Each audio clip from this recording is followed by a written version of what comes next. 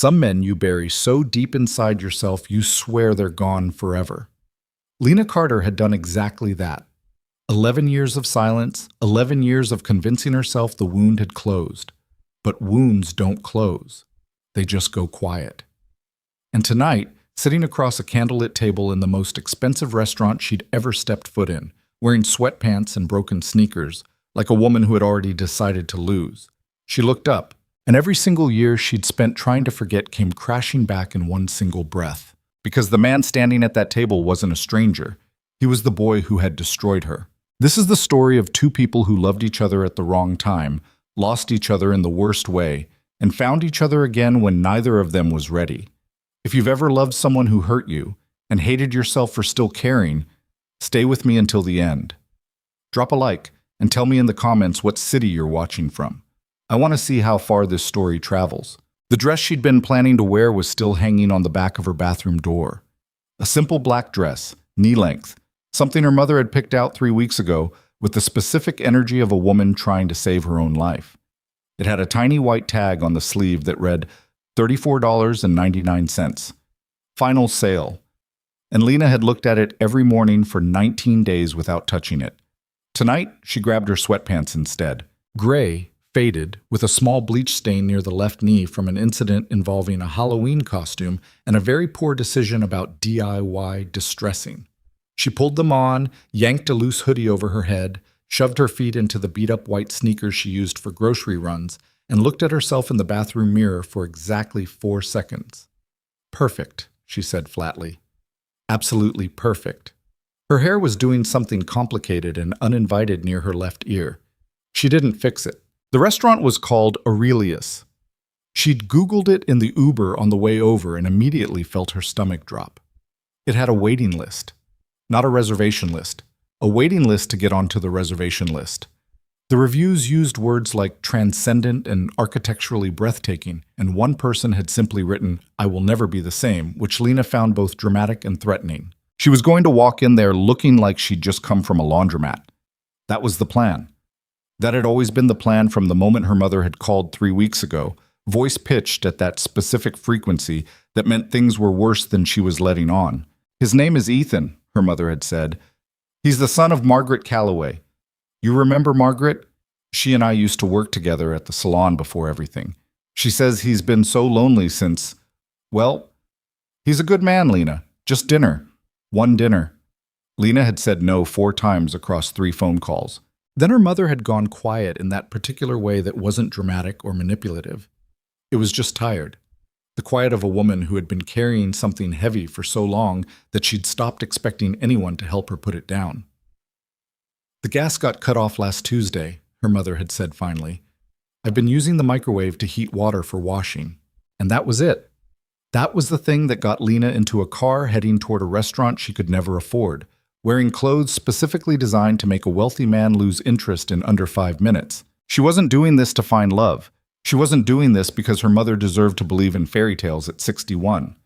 She was doing this to get in, destroy any possibility of a second meeting, and get out, and then figure out how to help her mother without involving some billionaire's son in his family's agenda. The plan was simple. Be impossible. Be so aggressively herself, the broke, tired, unsentimental version of herself, that no man raised in wealth would want anything to do with her. 5 minutes, 10, tops. The Uber stopped in front of Aurelius at 7:43 p.m. Lena looked at the entrance. There was a man in a suit standing at the door who appeared to be paid specifically to make people feel underdressed. She was about to give him a lot of material to work with. She got out of the car, shook out her slightly unwashed hair, and walked toward the entrance with the energy of someone who had absolutely nothing to prove. The doorman looked at her. She looked back at him. "Carter?" she said. "I'm meeting someone." He checked his list. Whatever he was thinking, he kept it behind a very professional expression. "Of course. Right this way." The inside of Aurelius was exactly as devastating as the reviews had suggested. The ceilings were absurdly high, lit from somewhere invisible, so the whole room glowed warm gold without any visible source. The tables were spaced far enough apart that people could have conversations in actual privacy, which Lena found both civilized and slightly alarming. There were flowers everywhere, Not the aggressive centerpiece kind, but quiet arrangements tucked into unexpected places, like someone had just set them down and forgotten them there. The whole place smelled faintly of cedar and something citrusy she couldn't identify. She hated how beautiful it was. The hostess led her toward a table near the far window. Lena was already composing her opening line, something dismissive, something that would signal immediately that she was not here willingly and had no interest in performing charm for anyone.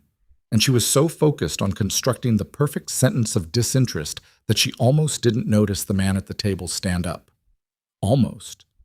He stood, and the sentence evaporated. Every carefully constructed plan she'd carried through 3 weeks in one very deliberate outfit choice simply stopped, like someone had reached into her chest and turned off the engine, because she knew that face. Not from photographs or social media or the kind of vague cultural awareness that comes with someone being publicly wealthy.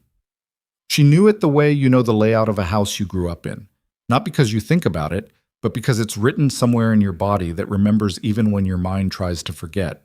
The jaw that had once been softer, younger, now set and certain.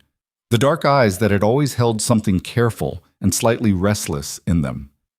The way he held himself, like someone who had learned to take up space but still occasionally remembered a time when he didn't. He was wearing a charcoal suit with no tie, the collar of his shirt open one button, and he looked like exactly the kind of man who had never once had to think about whether he could afford the restaurant he was standing in. He was Ethan. Ethan Calloway. The same Ethan Calloway who had stood in front of her 11 years ago in a room full of people who would never have considered her one of them, and said the words that had taken her 3 years and one very expensive therapy session to stop hearing in her sleep. She doesn't belong here. She never did. Lena's feet stopped moving. The hostess, apparently not noticing that her guest had essentially ceased functioning, said something pleasant and gestured toward the seat across from him, and then disappeared the way good restaurant staff do, efficiently and without being observed. Ethan. He hadn't recognized her yet. She could see that. He was smiling at her with the slightly cautious warmth of a man who had been told he was having dinner with a stranger and was trying to be gracious about it. His eyes moved over her, and she saw the slight flicker of surprise at the sweatpants. Brief, controlled, quickly neutralized. And he said, "Hi, I'm Ethan. I'm glad you came." His voice was the same. That was the thing she hadn't prepared for. The voice. Lena stood there for 2 full seconds that felt considerably longer, and then something inside her went very cold and very focused, the way it always did when she was frightened and couldn't afford to show it. She walked to the chair, pulled it out herself before anyone could do it for her, and sat down. "Lena," she said. "Not nice to meet you. Just the name, flat as pavement," as he sat back down across from her. Up close, she could see faint lines near his eyes that hadn't been there before, and something in his expression that hadn't been there at 21 either. A kind of weight that had nothing to do with exhaustion and everything to do with the specific gravity of a person who had lost something real. She hated that she noticed. "This place is a bit much, I know," he said, glancing around, and there was something almost apologetic in his voice. "My assistant made the reservation. I probably should have suggested something less intimidating," Lena said. He looked at her. "I was going to say formal." "Sure." A beat of silence, the kind that has texture. He picked up the menu. She didn't. "Have you been here before?" he asked. "No." "The food is actually really good. They do this—" "I'm not that hungry." He paused, set the menu down slightly, looked at her with an expression she couldn't quite read. It wasn't offended exactly, more like intrigued, which was the last thing she needed. "Okay," he said. "Can I ask, and tell me if this is too direct, is there something I did before I even got here? Because you seem like you'd rather be anywhere else in the city right now, and I'd rather know that up front than spend 2 hours pretending I don't notice." Lena looked at him. He held her gaze without flinching. That was new. The 21-year-old version of him had always looked away first. "You didn't do anything," she said carefully. "I just don't particularly want to be on a setup. My mother has ideas about my life that don't necessarily align with my own." "That's fair," he said. "For what it's worth, same." She hadn't expected that. "You didn't want to be here either?" she said. "I've been doing this for 2 years," he said. "The dinners, my friends, my mother's friends. Everyone has a cousin or a sister or colleague they want me to meet. I come because it feels like the right thing to do, and then I sit here and feel like I'm auditioning for a version of my life that doesn't really fit." He said it matter-of-factly, without self-pity, like he was just stating a fact about weather. Lena looked at the table. "Do not feel sympathy for this man," she told herself firmly. "Do not." The waiter appeared. Young, professional, clearly trained to handle the full spectrum of human behavior without reacting to any of it. His eyes moved briefly to Lena's outfit and then moved on with impressive discipline. "Can I bring you anything to start?" he asked. "Water," Lena said. "Sparkling or still?" "Tap." The waiter nodded without judgment. "Of course." He looked at Ethan. "I'll have whatever red you recommend tonight," Ethan said, "and a sparkling for the table as well." Lena opened her mouth. "It's not a power move," Ethan said without looking at her.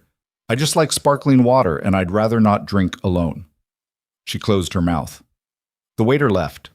Lena picked up the menu finally, mostly to have something to do with her hands, and looked at the prices without actually reading them. Somewhere in the neighborhood of what? And excuse me. "So you work in film?" he said. "My mother mentioned—" "Costumes," Lena said. "Not exactly glamorous. I pull clothes for other people to wear while actors pretend to be human beings. It's fine." "Do you like it?" "Some days." "What days?" She glanced up at him. "What?" "What makes a day good in your job? Like, what's the thing that makes you think, okay, today was worth it?" Lena stared at him for a moment. It was not the question she'd been expecting. Rich men on set-up dinners usually asked where she'd gone to school or what kind of shows she worked on. Questions that were really just measuring tools disguised as conversation. "When the costume actually changes how an actor moves," she said before she could stop herself. "When you put them in the right thing and you can see it happen in real time, they stand differently, they hold their arms differently. The character stops being a concept and starts being a person. That's—" She stopped. "That's the good days." He was watching her with an expression she recognized too late as genuine attention. She looked back down at the menu. "I should tell you up front," she said, switching lanes deliberately. "I'm not looking for a relationship. I'm not looking for anything, actually. I came tonight because my mother asked me to, and I love her, and she has terrible ideas. So if your mother's given you any kind of speech about—" "She told me you were sharp and funny and had good taste in movies," he said, "which is more than she usually offers. She doesn't know me." "She knows your mother." "My mother thinks I'm funnier than I am and has questionable taste in film." The corner of his mouth moved. Almost a smile, but not quite. "What's her favorite movie?" "Made in Manhattan." He laughed. It came out fast and genuine and surprise-sounding, like he hadn't expected it to, and Lena felt something shift in her chest in a way she deeply resented. She put the menu down. "Look, Lena, I was going to say, you've been looking at me like you want to say something real ever since you sat down," he said. "Not the stuff you're saying, something else. And I'm not trying to psychoanalyze you, I notice things. It's annoying, I've been told." The candlelight was doing something terrible to the planes of his face, making him look too familiar, too close to the image she'd spent 11 years dismantling in her memory until it stopped resembling anyone real. "You remind me of someone," she said. The words came out before she approved them. He went still. "Someone you know?" he said. "Someone I used to know." She picked up her water glass. "It's not a compliment." He held her gaze for a moment that lasted too long. "Okay," he said quietly. The food arrived. She hadn't ordered anything, but he'd apparently signaled someone while she wasn't paying attention, and the waiter set down small plates of things that looked beautiful and complicated and probably cost more than her electric bill. She didn't protest, mostly because she was suddenly very tired and something on the plate smelled incredible. They ate in silence for a minute that was strangely not uncomfortable. Then he said, "Can I ask you something? You keep asking if you can ask." "It seems polite." "It delays the question." He considered that. "Fair." He looked at her directly. "Why the sweatpants?" Lena set her fork down. "Excuse me?" "The sweatpants," he said, "and the sneakers. I'm not saying it as a criticism. You clearly put thought into it. The rest of you're put together in every other way. Your posture, the way you talk, the way you're paying attention even when you're pretending not to. So the outfit was a choice. I'm curious what the choice was supposed to do. The silence that followed was the longest of the evening. Lena looked at him for a long moment. Then she said, I wanted you to end the dinner early. Why? Because I didn't want to be here. And yet you came. Because my mother needed me to. He nodded slowly. He stopped. That's actually one of the most honest things anyone's ever said to me at one of these things. Most people lie to you? Most people perform, he said. It's different. Lena felt something shift in the air between them. She didn't like it. She picked up her fork again, poked at something on her plate that turned out to be absolutely delicious, and tried to rebuild the wall of indifference she'd walked in with.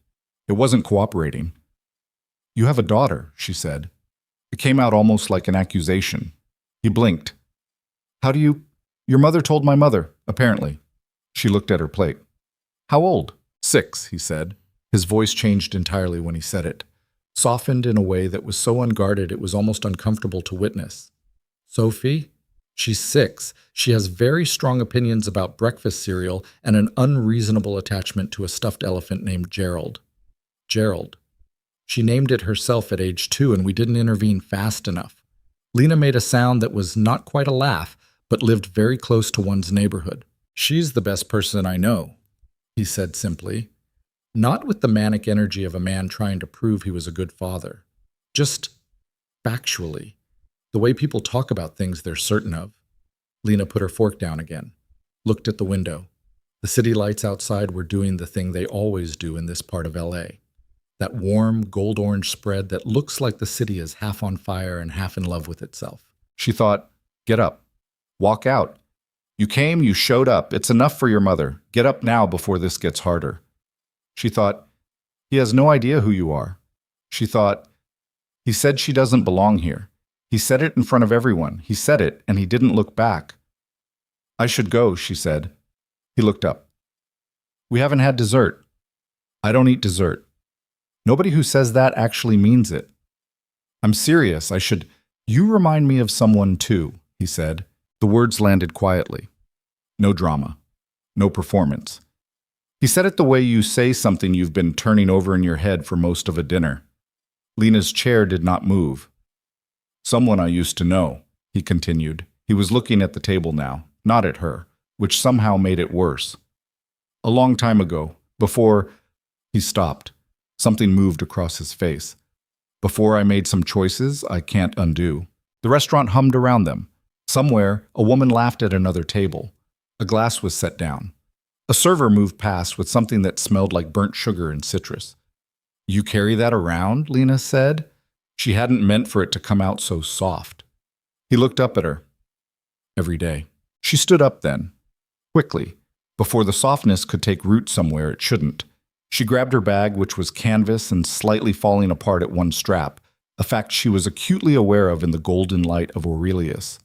I have to go, she said. Tell your mother it was lovely. My mother will hear the same. He stood too, which she hadn't expected. Not in a blocking way, just upright, present. Lena, he said, don't. I wasn't going to say anything significant. Then there's no reason to say it. She walked toward the door. Her sneakers were quiet on the polished floor. The man in the suit by the entrance moved to open the door for her, and she stepped out into the cool Silver Lake night air and kept walking until the restaurant's warm light was behind her and the ordinary dark of the city was all around her again. She stood on the sidewalk and breathed. Her phone buzzed. Her mother. How did it go? Is he nice? Did you wear the dress? Lena looked at the screen for a long time. Then she typed, he was fine. I left early. I'll call you tomorrow. She put the phone in her pocket and stood there while the city did its usual indifferent thing around her. Cabs going past, a dog barking somewhere up the hill, 2 people arguing affectionately about where to eat on the corner across the street. She told herself the tightness in her chest was anger. She was almost convincing. In the 9 days that followed, Lena worked. That was what she did when her interior life was making too much noise. She worked, she moved, she organized. She buried herself in the physical and logistical reality of other people's creative problems until her own faded to background static. She was in the middle of sourcing period-accurate 1960s secretarial wear for a mid-budget streaming project when her production coordinator, Becca, dropped a folder on her work table and said, "Big news, new campaign, commercial work, luxury hotel chain. The account is enormous. They want full creative, and they specifically requested someone with your eye for visual storytelling." Lena didn't look up from the rack she was sorting through. "When?" "Kickoff meeting is Thursday. The brand is Callaway Collection." The hanger in Lena's hand stopped moving. "Sorry," she said. "What did you say?" "Callaway Collection hotels? They're everywhere. The one on Sunset, the one in Santa Barbara. Super high-end. Apparently the owner himself wants to be involved in the creative direction, which is unusual, but..." "Who's the owner?" Lena asked. Her voice was extremely neutral. Becca checked her folder. "Ethan Callaway." The hanger resumed moving. "Great," Lena said. "I'll be there Thursday." After Becca left, Lena stood very still for approximately 30 seconds. Then she said to no one in particular, "Absolutely not." "What?" "She went to the Thursday meeting. She went because she was a professional, and because the account was significant, and because backing out would have required an explanation. She didn't have a version of that made any sense to give. She told herself she could handle this. She was a 30-year-old woman with a decade of working in competitive, difficult, personality-heavy creative environments. She had worked with directors who threw things, and producers who lied professionally, and an actor who once refused to wear anything with buttons for an entire 3-week shoot. She could handle sitting in a conference room with Ethan Callaway. He walked in 7 minutes late, which Lena noted not because she was keeping time, but because she'd been watching the door with the involuntary vigilance of someone waiting to be shot at. He was in a different suit this time, dark navy, slightly less formal, like someone had told him the meeting was creative adjacent and he'd tried to dress accordingly. He had a phone in one hand and a coffee cup in the other, and a very slight look of someone who had started the day at 5 a.m. and had not been particularly gentle about it. He looked around the room, nodded to the production team, and then his eyes landed on Lena and stopped. There it was, the recognition, or the beginning of it. She watched him process her face in this context, in this room, without sweatpants. His expression shifted in ways that were very small and very readable to anyone paying attention. "You're the lead creative," he said. It wasn't a question. "Lena Carter," she said evenly. "Yes." A beat. He looked like he was about to say something, and then he looked like he'd decided against it. And then he sat down at the head of the table and set his coffee down and said, "Let's get started." He was professional. She would give him that. The next 2 hours were entirely business. Brand identity, visual language, campaign scope, audience targeting. He asked sharp questions. He pushed back on ideas he didn't think served the brand without being dismissive about it. When someone pitched something good, he said so without making it a bigger moment than it needed to be. Lena spoke when she had something to say, and didn't when she didn't, which was her standard operating mode in any room. At one point, across the long conference table, he said, "Carter, what's your instinct on the color palette? The team has 2 directions." She looked at the boards they'd pinned up. Both were safe. Both were competent. Neither of them said anything she'd remember in a week. "Neither of these," she said. "They're hotel catalog colors. They say expensive without saying alive. You want people to feel something when they see this campaign, not just recognize the price point." The room was quiet for a second. Ethan was looking at her. "What would you do differently?" "Warmer," she said. "Less gold, more amber. Less look at this lobby. More you could belong here. There's a difference between showing people luxury and making them feel welcome inside it." He held her gaze for 2 full seconds. "That's exactly right," he said. "Start there." She didn't let herself feel anything about that.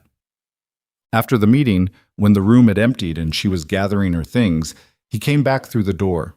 She didn't look up. "I have another meeting." "I know," he said. "This will take 30 seconds. She straightened up, looked at him. "I didn't know it was going to be you," he said. "When the agency assigned the team, I want you to know that. It doesn't matter." "It does, a little." He wasn't being defensive about it, just even. "I also want to say, if this is uncomfortable for you, I can make a case for a different assignment. It wouldn't be..." "I'm the best person for this account," Lena said flatly, "and I'm not going to step aside because dinner was awkward." Something crossed his face. something almost like respect, moving quickly. "Okay," he said. "Good." She picked up her bag. "I'll have revised palette concepts to the team by Monday." She walked past him toward the door. "Lena." She stopped, didn't turn around. "I'm glad it's you," he said quietly. "On the account, for whatever that's worth." She walked out without answering, but she was thinking about his voice the entire drive home, and that was the problem. That was the specific, maddening 11-year-old problem she had absolutely no patience for and no good solution to. Because somewhere underneath the anger, underneath every carefully maintained layer of she was fine and she was over it, and it was a long time ago, and she was a different person now, Lena Carter was terrified. Not of Ethan Calloway. Of the part of herself that had looked across that conference table and felt just for a second like coming home. The revised palette concepts were on the team's shared drive by Sunday night, 11:43 p.m., because Lena had spent Saturday and most of Sunday at her work table surrounded by color swatches and reference images and 3 empty coffee cups that she kept meaning to throw away. She worked the way she always worked when something was bothering her, with the specific, obsessive focus of a person who has decided that if she makes the work perfect enough, the thing bothering her will eventually get bored and leave. It never worked. But the work always came out good. Monday morning, Becca forwarded her an email from Ethan's assistant. He'd reviewed the concepts over the weekend and wanted to discuss in person. Tuesday, 10 a.m., the Callaway Collection flagship hotel on Sunset. Lena read the email twice, then she typed back a single word, confirmed, and closed her laptop. She told herself the tightness in her jaw was just Monday. The Callaway Collection flagship was the kind of building that made you slightly angry at it for being beautiful. 12 stories of warm stone and glass on Sunset Boulevard, with a lobby that managed to feel both enormous and intimate at the same time, which Lena recognized as a genuinely difficult design achievement and resented accordingly. The floors were pale travertine. The light came from sources you couldn't quite locate. There were fresh flowers at the entrance. Not the aggressive hotel lobby kind, but something quieter, arranged like someone had picked them that morning and set them down without overthinking it. She stood in the lobby for approximately 4 seconds, taking it in, and then made herself stop because she was here to work, not to admire the interior design choices of a man she was absolutely not thinking about. His assistant, a brisk woman named Diane, who radiated competent exhaustion in a way Lena found deeply relatable, met her at the elevator and brought her up to the 4th floor, where a long glass-walled conference room looked out over the hotel's interior courtyard. Ethan was already there, standing at the window with his back to the door, phone to his ear, talking in the clipped, efficient way of someone resolving something complicated in as few words as possible. He held up one finger without turning around. 1 minute, and Lena set her bag down and looked at the palette boards that had been printed and pinned to the wall. Someone had taken her digital concepts and rendered them at scale overnight, which meant he'd gotten them to a print house on a Sunday, which meant he'd been looking at this on his own time. She didn't know what to do with that information, so she filed it away and looked at the boards instead. They were better at scale. The amber tones she'd pushed for were warmer in print than on screen, and the secondary palette, deep green, brushed brass, something close to the color of old wood left in good light, had a coherence she was genuinely pleased with. It felt like a place rather than a brand. It felt like somewhere you'd actually want to be. "I've been staring at these since last night," Ethan said behind her. She turned. He'd put the phone in his pocket. He was in a white shirt today, sleeves already rolled to the elbows, which meant he'd been working for a while before she arrived. "What's the problem?" she asked. "There's no problem. I wanted to talk about how we extend this into the campaign." He moved to stand beside her, looking at the boards. Not too close, but close enough that she was aware of the space between them in a way she didn't particularly welcome. "The color is right. It does what you said. Makes it feel like somewhere people could belong, not just somewhere they can afford. I want to build the whole visual campaign from that idea." "Belonging is a strong concept for a hotel," Lena said. "Usually the luxury angle goes the other direction. Exclusivity. Not everyone can be here." "I know." He was quiet for a moment. "I've never liked that approach. It always felt, I don't know, cold, like you're spending money to be reminded of the hierarchy instead of actually resting." Lena looked at the boards and said nothing. Sophie said something to me once, he continued, unprompted, in the particular voice of a person who isn't sure they should be saying something but is going to anyway. We took a trip last year, stayed at a competitor property. I won't say which one. Very high end. And she looked around the lobby and said, "Daddy, this place feels like it doesn't want us here." He paused. She was 5. Lena turned to look at him despite herself. "She wasn't wrong," he said. And I thought, if a 5-year-old can feel that, then every adult walking through a lobby feels it too. They just don't say it out loud. The thing about Ethan Calloway, Lena was beginning to understand with significant reluctance, was that he said things that were real. Not performed real, not strategic real, actually real. Like someone who had either never learned to perform or had spent a long time getting tired of it. She turned back to the boards. "So you want warmth as the strategic core. Not luxury as a status marker, but belonging as an emotional promise." Exactly. That's a harder sell to the marketing team. It's less obvious to measure. "Most things worth doing are harder to measure," he said. Lena picked up a pen from the table and started making notes on a yellow pad she'd brought in her bag. "I'll need access to the actual spaces. All the properties you want included in the campaign. I can't pull visual concepts from reference images. I need to be in the rooms, see the light at different times of day, understand how the spaces actually feel to move through." "Done," he said immediately. "I'll also need a point of contact at each property who can move things around without a 2-week approval process. I work fast and I hate waiting for bureaucratic sign-off on things that should take 20 minutes. I'll tell Diane to set it up. And the timeline is aggressive. Becca said 6 weeks for the first campaign deliverables. That's tight if you want this to feel considered rather than rushed." 8 weeks, he said. "I'll push the launch date." She looked up from her notepad. "You can do that?" "It's my company." Right. She kept forgetting that. Or not forgetting exactly. More like her brain kept trying to process him as just a person in a room rather than the person whose name was on the building they were standing in. 8 weeks, she said. "I can work with 8 weeks." They spent the next hour going through the campaign architecture, and she noticed again what she'd noticed in the first meeting. He was present in a way that was unusual for someone with his level of distraction available to him. His phone buzzed 3 times and he ignored it every time. When she was talking, he was actually listening, not waiting for his turn.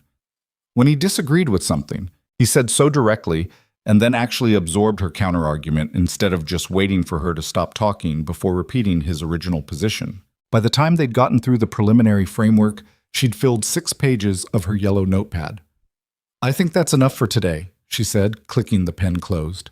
"There's one more thing." He hesitated, which she noted because he didn't seem like someone who hesitated much. "I was thinking, for the residential suites campaign, the ones that are meant to feel like a home rather than just a room, I want the concept to be family-centered, not stock photo family.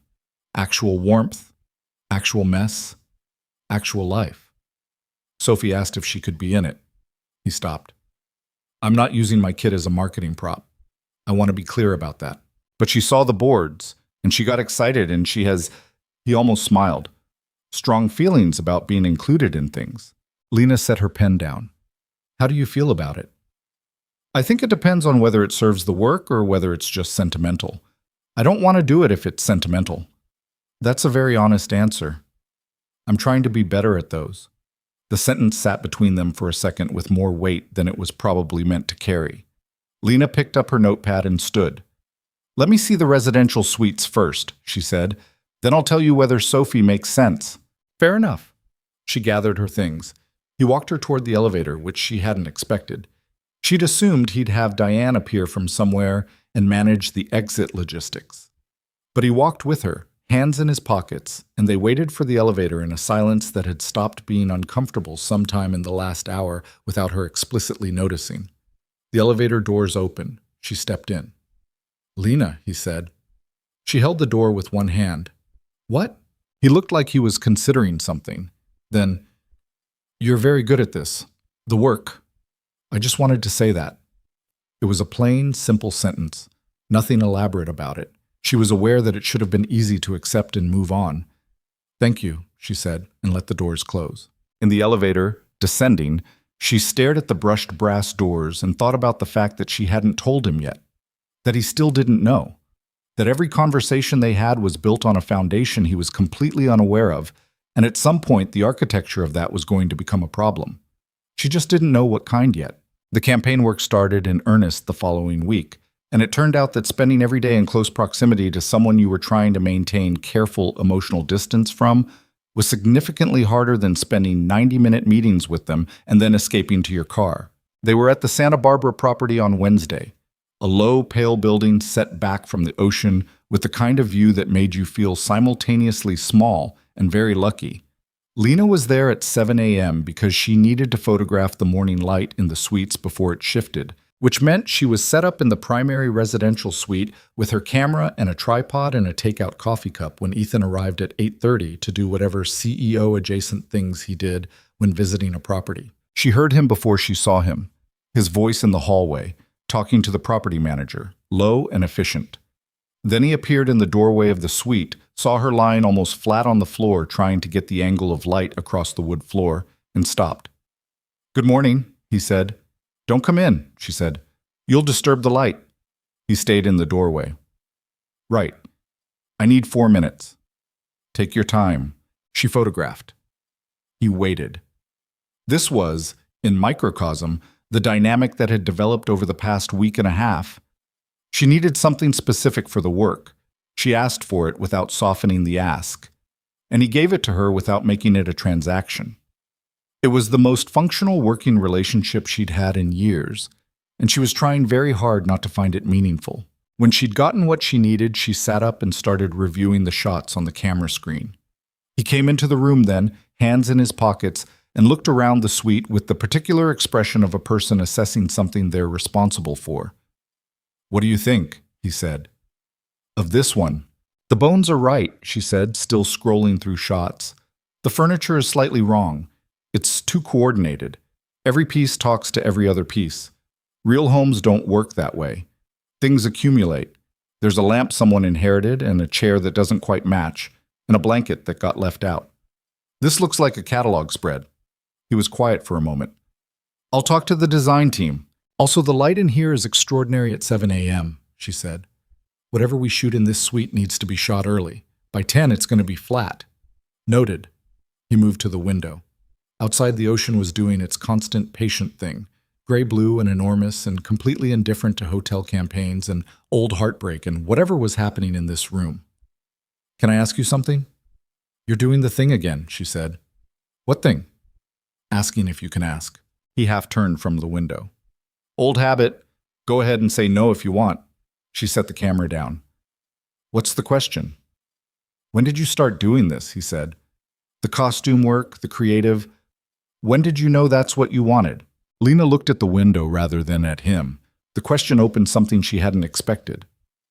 "I was 17, she said. "I worked at a small theater for the summer. All I did was help organize the costume room, mostly. Hanging things, labeling, running to the dry cleaner. But one afternoon, the lead costumer let me help dress a scene. It was nothing, a small production. Community theater. But watching the actors put on those clothes and change, She stopped. "You just knew," he said. "I just knew." The quiet that followed was a different kind than the ones from before. Softer, somehow. "What about you?" she said, before she could decide not to. "The hotels. Did you always know?" Something moved across his face, complicated, layered. "No," he said. "The hotels were my father's. I inherited the infrastructure, and then I spent about 4 years deciding what to do with it." He looked out at the ocean. "My father built them as monuments, things to prove something. I've been trying to turn them into places people actually want to be in." He paused. "I'm not sure he'd approve. Is that important to you?" He considered the question seriously, which she appreciated.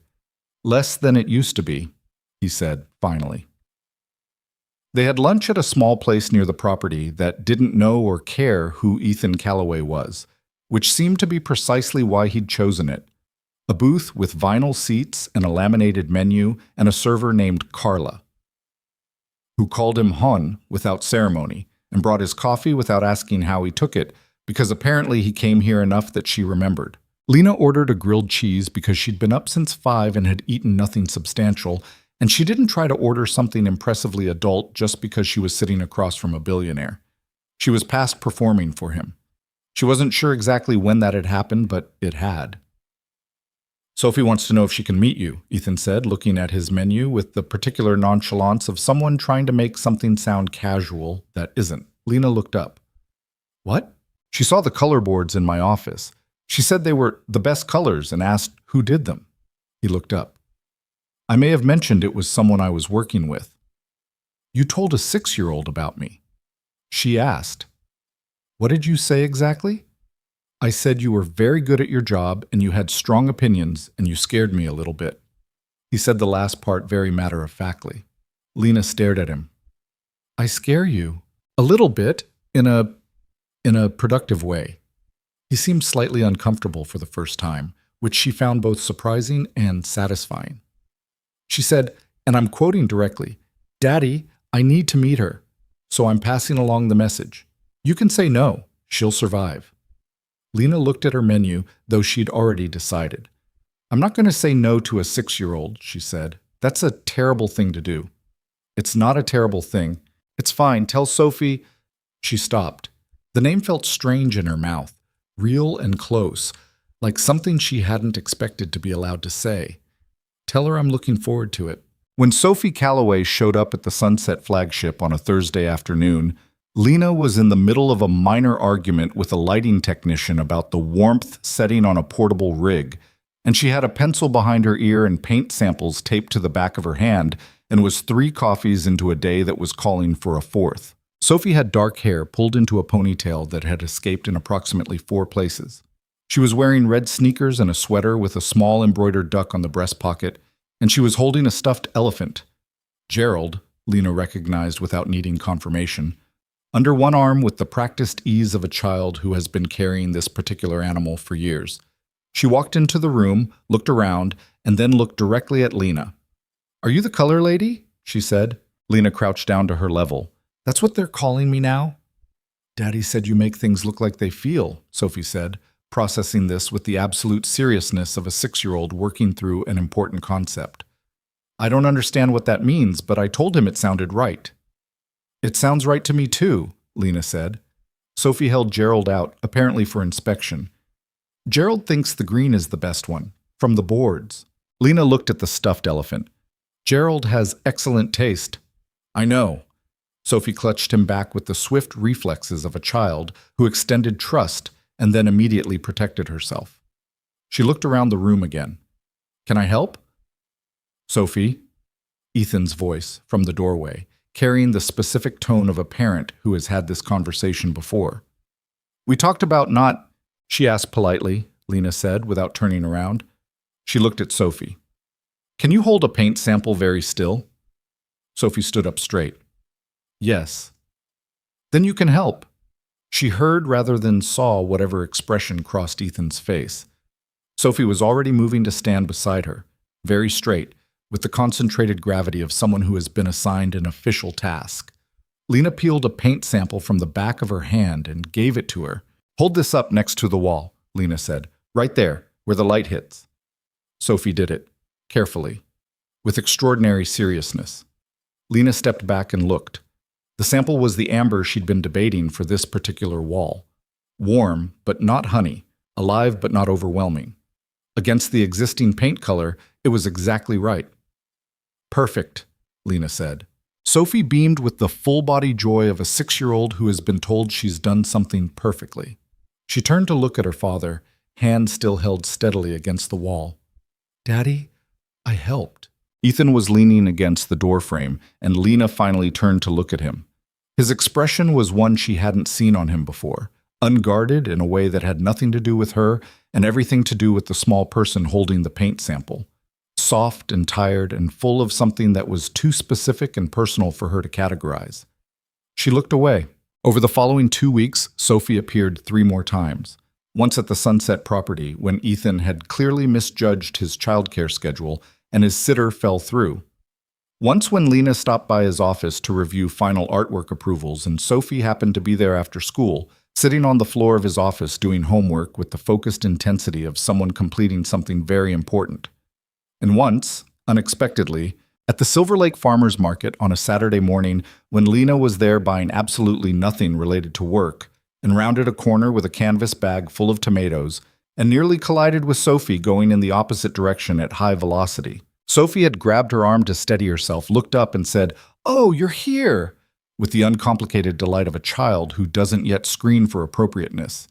Ethan had come around the corner behind her, slightly breathless from the pace of keeping up with a 6-year-old in a crowd. He'd looked at Lena over Sophie's head with an expression that was equal parts surprised and something else she didn't let herself name. "She moves fast," he said. "I have long legs," Sophie explained, which was objectively not true, but delivered with great confidence. They'd ended up walking through the market together for 45 minutes, because Sophie was apparently incapable of passing a fruit stand without deeply engaging with it, and because refusing to walk alongside someone you'd just been colliding with would have required an explanation.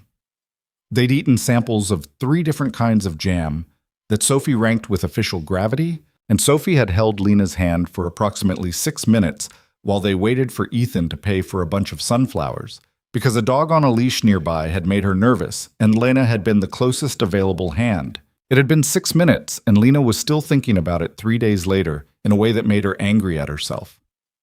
That night, the Saturday of the farmer's market, Ethan had walked her to her car in the lot 3 blocks from the market, while Sophie slept against his shoulder with the absolute bonelessness of a child who has spent all her energy and cannot be bothered to help with even the minimum structural requirements.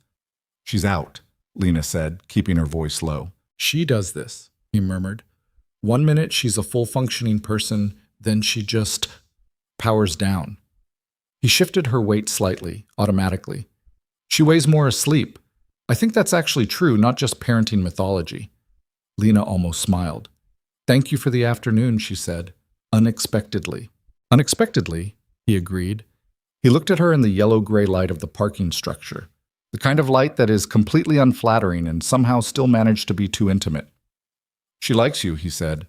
"Sophie, she doesn't easily like people she doesn't know." "She liked me immediately." "I know." He said it simply. "That means something." Lena looked at her keys in her hand. She had approximately 15 things she should have said at that moment. Professional things, distance-maintaining things, reminders of the boundaries she'd been carefully rebuilding every time a conversation like this one started pulling at it. She had all 15 things ready. She said, "She's wonderful. You're doing a good job." He was quiet for a second. "I don't always know that," he said. "I know." She opened her car door. "But you are." She drove home. She didn't turn the radio on. The quiet was already full of too many things. By the end of the 5th week of the campaign, Lena and Ethan had developed the specific shorthand of people who have spent a lot of time working together in close quarters. The kind where half a sentence is enough, where a look across a room can mean this isn't working, let's rethink, where they'd stopped explaining the context of things because the other person already had it. It was the most efficient she'd ever been on a campaign.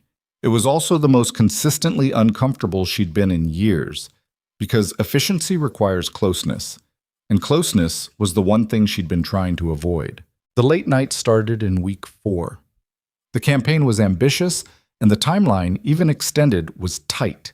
And there were nights when Lena stayed in the Sunset Flagship's small creative workspace until 10 or 11, editing, revising, rebuilding. Ethan had an office on the same floor. She knew when he was still there because the light under his door stayed on. The first time he appeared at her door at 9:30 with 2 coffees, she looked up from her laptop and said, "Is that a peace offering or a bribe?" "It's coffee," he said. "You've been in here since 6. "I know when I got here." He set 1 cup on her table. "Can I look?" She gestured at the boards she'd been rearranging. He came around the table, not intrusive, just present, and looked at what she'd been building. The campaign's residential suite sequence, 10 images, all taken in early morning light, all anchored in the amber palette, all shot to feel lived in and real rather than aspirational and cold.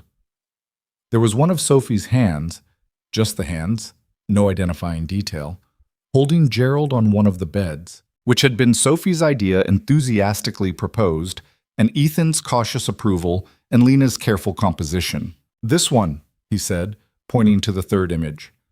A frame of a bed, unmade, late morning light across the pillow, a book left open face down on the nightstand. It was the simplest image in the sequence, and her favorite. "I know," she said. "What makes that one?" "The book," she said. "Someone put it down because they fell asleep, or someone came in and distracted them. There's a story behind it that doesn't require explaining. That's what makes a space feel inhabited. Evidence of the interrupted moment." He looked at it for another few seconds. "You think about things like that all the time, don't you?" he said. "The why behind the how something looks." "Doesn't everyone?" "No," he said. "They really don't." He sat down in the chair across from her work table, the chair that had been acquired from somewhere down the hall sometime in week 3, without anyone formally deciding he was allowed to sit there, but that he'd been sitting in regularly enough that it had unofficially become his chair in this room, which was a fact Lena had noticed and chosen not to address. "How's your mother?" he said. Lena looked up. "Excuse me? My mother mentioned—" He stopped, appeared to recalculate. "Sorry, that's intrusive." "It's fine." Lena wrapped both hands around her coffee cup. "She's okay. Better than she was a few months ago." She paused. "Some of the pressure's come off. The account we're doing, it's helped. The income." She said it without embarrassment, just factually, the way she'd learned to talk about money. Directly, without apology, without performance. He nodded. "I'm glad." She looked at her laptop screen. "You don't have to stay." "I know," he said. "I have a 12-page acquisition report waiting in my office." "Then why?" "Because acquisition reports are boring, and this isn't." He said it simply. "And because you've been in here alone for 4 hours." "I prefer working alone." "I know you do." He picked up his coffee. "I won't talk." He didn't, for almost 20 minutes. He read something on his phone, occasionally made a note in a small notebook he'd had in his jacket pocket, and was otherwise quiet in the particular way of someone who is actually comfortable with silence, rather than performing comfort with it. Lena worked.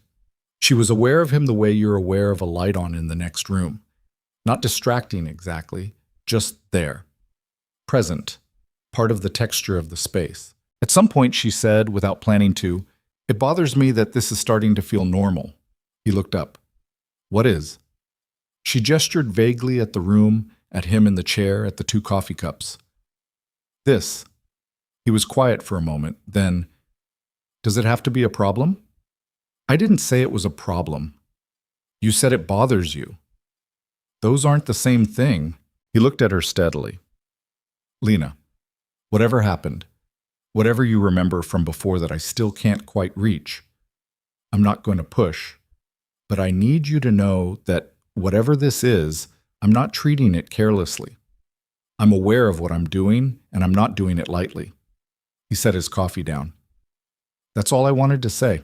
Lena looked at him for a long moment. The late-night quiet of the building was around them. The distant sound of the city through the glass, the low hum of the creative suite's lighting, the occasional distant elevator. "You should be careful what you say when it's late and quiet," she said. "Things land differently." "Maybe they land more accurately," he said. She looked away first, back at the boards. "Go do your acquisition report," she said, but her voice had lost the edge she'd put in it. He stood, picked up his jacket from the back of the chair, moved toward the door, and paused. "That image," he said, meaning the one they'd been discussing, the unmade bed, the open book, the interrupted moment. "That's what I want the whole brand to feel like. Like someone just stepped out of the frame and they'll be back." She didn't answer because she didn't need to. He left. The chair across from her work table was slightly warmer than the room temperature because he'd been sitting in it, and that was an extremely simple physical fact that she absolutely refused to find significant. She went back to work. But her hands weren't quite steady on the keyboard, and she stayed another hour, not because the work required it, but because the drive home meant sitting alone with the thoughts she'd been successfully avoiding all evening. There were things she hadn't said, a name she hadn't spoken, a night 11 years ago she hadn't described, a version of herself she hadn't introduced, the 17-year-old girl in the wrong clothes at the wrong party who had loved someone she had no business loving and paid the full price for it. He didn't know.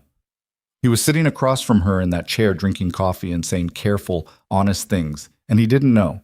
And Lena was beginning to understand, with the particular dread of someone watching a dam develop a hairline crack, that not knowing was the one thing that could not last forever. The crack in the dam appeared on a Tuesday. It started small, the way these things always do, not with a dramatic moment, but with something ordinary that lands wrong.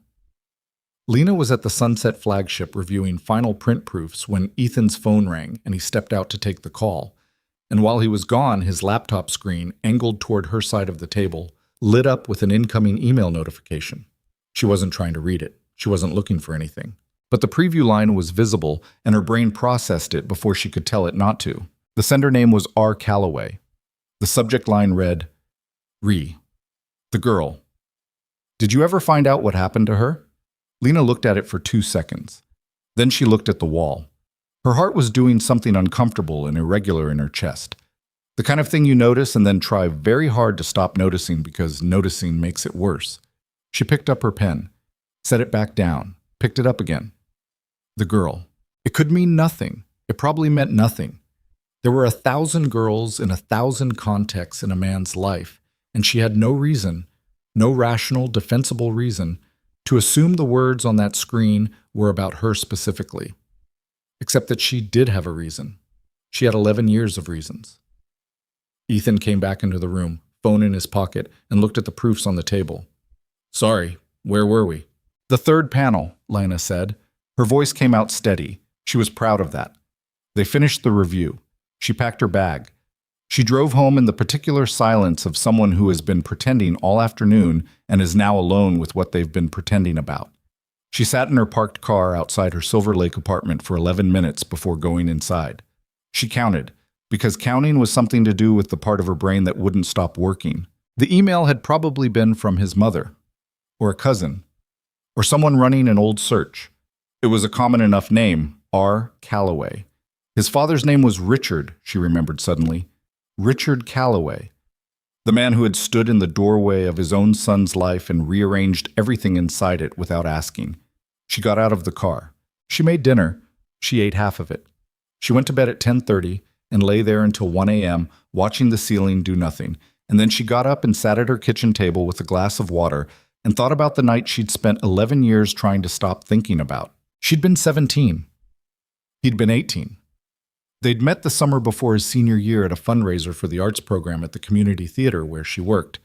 He'd come with his family, she'd been there as part of the volunteer crew, and they'd ended up talking for 2 hours in a side garden while the event went on without them.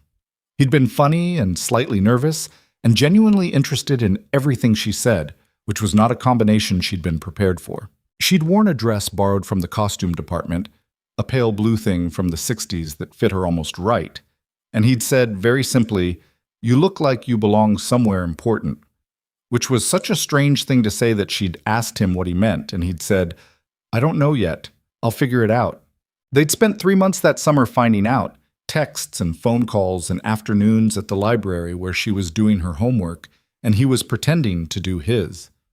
He'd shown her things about his world without making her feel like a tourist in it, or he'd tried. She'd shown him the costume room at the theater, the way fabric held a story, the way putting something on your body could change the way you stood. He'd listened like she was teaching him something that mattered. She'd been 17. She'd thought that was what love felt like when it was honest. She hadn't known yet that honesty between two people doesn't protect you from the world around them. The party had been in October. A Calloway family event. One of those occasions that wasn't a party in any ordinary sense, but rather a structured demonstration of wealth and connection, held in the kind of house where you understood within 30 seconds that the architecture itself was making a point. Ethan had invited her. She'd understood later that he'd done it in the way that young people do things, impulsively, with hope, and without thinking through the consequences. He'd wanted her there. He hadn't thought carefully enough about what they're meant. She'd worn the wrong thing, not wrong by any objective standard. She'd worn the nicest dress she owned, and she'd done her hair carefully, and she'd borrowed her mother's earrings.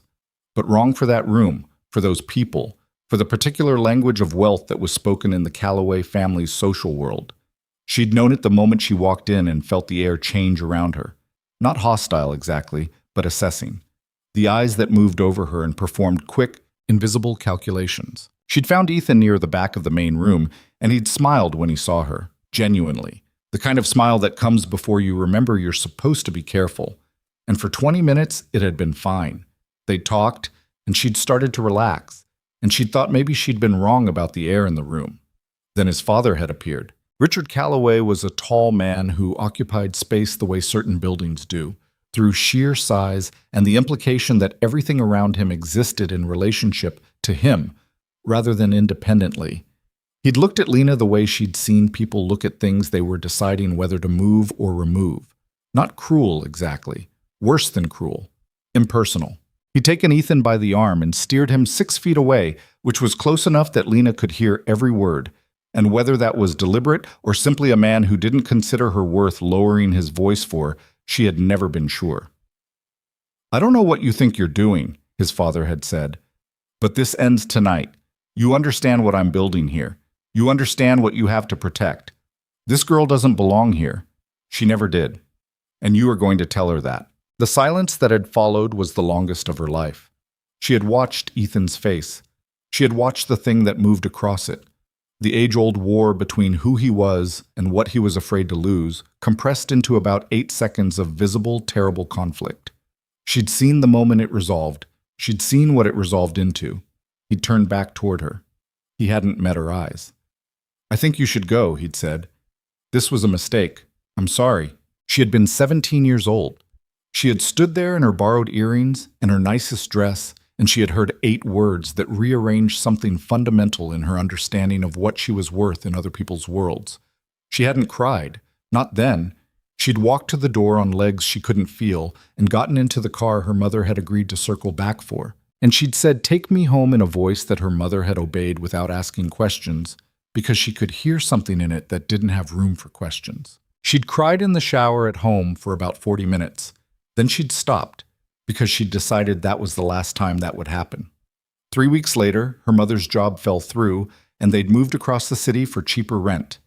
And Lena had started at a new school and left behind everything, including the theater and the summer and the pale blue dress and the boy who had chosen correctly by the terms of his world and devastatingly by every other measure. Sitting now at her kitchen table at 1:15 a.m., Lena finished her water and thought, "He doesn't know who I am. And you can't keep not telling him." The production schedule had one more major shoot day, the flagship property on Sunset, the penthouse level, a full day that would complete the campaign's primary imagery. It was scheduled for Thursday.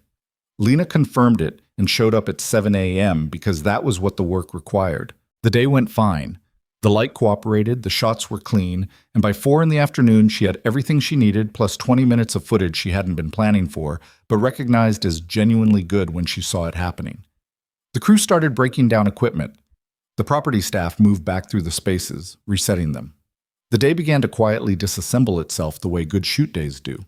Ethan had been in and out throughout the day, present for some of it, pulled to meetings for stretches, visible in the way he always was on site visits. Late afternoon, when most of the crew had gone and the equipment was loaded and only Lena remained in the creative space reviewing the day's shots on her laptop, he appeared in the doorway of the room and knocked on the open door. "Good day," he said. "Very good," she said. "I got everything we needed and some things I didn't know we needed." "Is that a good thing?" "Always." He came into the room. He was in his jacket, which meant he was about to leave, and he had the particular end-of-day energy of someone who had been going since early morning and was running on the last of their forward momentum. He looked at the screen over her shoulder. She angled it slightly so he could see, and looked at the images she'd been reviewing. "This one," he said. He pointed to a shot of the penthouse's floor-to-ceiling window. The city spread below it in the late afternoon light. An empty chair angled toward the view like someone had just gotten up from it. "This is the campaign." "I know," she said. They looked at it together for a moment. The city in the image looked the way it always looked at that hour. Like it was considering something. Like it was about to say something important that would take all night. "I need to tell you something," Lena said. She hadn't planned to say it at that moment. She had been planning. In the loose, non-specific way of someone who knows something must happen but keeps moving the date forward, to tell him sometime. Eventually. Soon. But the word soon had been sliding forward for weeks, and the email preview she'd seen on his laptop screen had been sitting in the back of her mind like an undetonated something, and she was very tired of carrying it. Ethan didn't move. He stayed where he was, slightly behind her, and said, "Okay." "Not here," she said. "I need—" She closed the laptop. "The warehouse space on the second floor, the one they use for storage. I walked through it last week and it was empty." He looked at her for a moment. Reading something in her face, she could tell, though she didn't know what he was finding. "All right," he said. They walked there without talking. The second-floor warehouse space was exactly what it sounded like, a large, mostly empty room that the property used for event furniture storage, currently holding several stacked folding tables and a collection of boxed linens and not much else.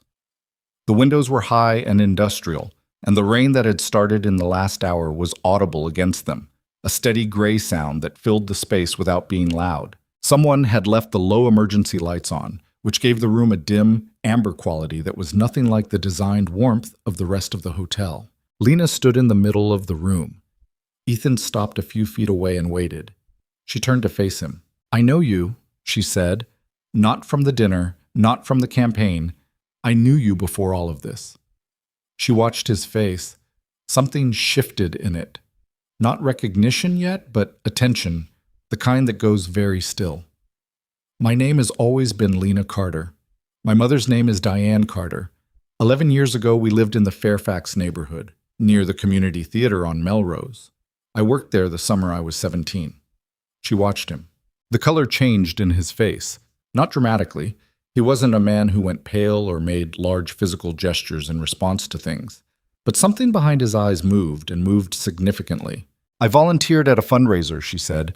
"There was a side garden, and I talked to a boy for 2 hours while the event went on without us. He told me I looked like I belonged somewhere important." Her voice was steady. She'd had 11 years to practice being steady about this. "We spent 3 months that summer figuring out what that meant." Lena. Her name came out of him like something that had been held under pressure and finally released. Just the one word. Just her name. "And then there was the party in October," she said. "And his father said, loud enough for me to hear, that I didn't belong there. That I never did. And the boy, who was 18 and scared and probably had very good reasons by the logic of his world, turned around and told me it was a mistake. That I should go." The rain against the high windows was the only sound in the room. "That was me," she said. "I'm that girl." Ethan stood completely still for what felt like a very long time. His jaw was tight. His eyes were on her face with an expression she didn't have a word for. It wasn't guilt exactly, and it wasn't surprise, not anymore. It was more like a man watching something he's been braced for in the abstract arrive in the specific, and finding that the specific is much harder than the abstract prepared him for. "I know," he said quietly. Lena's breath stopped. "What?" "I know who you are." His voice was rough at the edges. "I've known for about 3 weeks." The room rearranged itself slightly around her. 3 weeks, she repeated. "I recognized you after the second campaign meeting. Something about the way you talked about costumes, about the thing you said, putting something on, changing the way you stood. You said that to me once, in that costume room. Exactly that." He exhaled. "I wasn't certain at first. You're different, older. You carry yourself differently.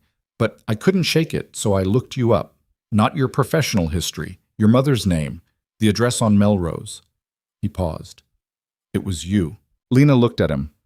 "You've known for 3 weeks," she said, "and you didn't say anything."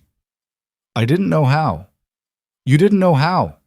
The anger came up fast, the way it does when it's been compressed for a long time. "You've been sitting in that chair in my office every other night with your coffee and your honest sentences and your careful words, and you knew, and you didn't—" "What was I supposed to say?" he said. "That I recognized you, and I'm sorry, and I know sorry doesn't touch it? That I've been trying to figure out how to be in the same room with you without—" He stopped himself, pressed his hand against the back of his neck. "I didn't want to make it about me. I didn't want to come at you with my guilt and make you manage it. So instead you just—" "I know it was wrong," he said. "I'm not defending it. I'm explaining it." She turned away from him, looked at the high windows and the rain against them. Her hands were shaking slightly, and she put them in her jacket pockets where he wouldn't see. "I need you to understand something," she said, with her back to him. "I was 17 years old. My mother and I had nothing, Genuinely nothing. The kind of nothing that means you make calculations every month about which bill can wait. And I always knew that you were from a different world and I didn't belong in it. I knew that. But She stopped, breathed. I believed you when you looked at me like I was worth something. That's the part I couldn't forgive, not the leaving. The making me believe first. She heard him move. Not toward her, just a shift of weight, a rearrangement. You were worth something, he said. His voice was unsteady in a way she'd never heard from him. You were worth more than everything I had. I knew that then, and I was too afraid and too weak to act on it. Being afraid doesn't... I know it doesn't. He said it quickly, not as an interruption, but as an agreement. I'm not asking you to excuse it. I'm not asking for anything. He paused. My father came to me that night after you left. He told me what I'd done was correct and necessary, and I sat in that house and I hated myself, and I told myself the hatred was sufficient. It wasn't. It was never close to sufficient. Lena turned back around. His face was open in a way she hadn't seen before. Not the careful openness of someone who has decided to be honest, but the unguarded exposure of someone who has run out of the energy required to keep things covered. He looked older than he had at the restaurant on the first night, and younger, and exhausted in a specific way that had nothing to do with the hours he'd been keeping. I looked for you, he said. Afterward, not immediately. I was 17 and stupid, and it took me about 3 months to understand what I'd actually done. But then I looked. Your mother's job was gone. Your apartment was empty. I tried the theater. I tried people who might have known her. I found nothing. He said it without self-pity, just as fact. I went to college, and I married someone, and I built a company, and every year I thought about it less. And every year, what was left was more concentrated, like whatever's left in a bottle after most of it evaporates. He looked at her. You were the most real thing that ever happened to me before I understood what real meant, and I destroyed it because I was 18 and terrified of my father. The rain was harder now against the windows. Somewhere in the building below them, something mechanical cycled on and hummed. I ruined the only real thing I ever had, he said quietly. That's the truth. There's no better version of it. Lena stood there and let the words land. She'd imagined this conversation for years, not as a specific plan, more the way you imagine impossible scenarios as a way of processing them. She'd imagined saying devastating things. She'd imagined watching him understand. She'd imagined feeling powerful in it, or at least relieved. She didn't feel powerful. She felt wrung out and tired and younger than she'd felt in years, in a bad way. 17 again, in the worst possible sense, standing in a borrowed dress that almost fit.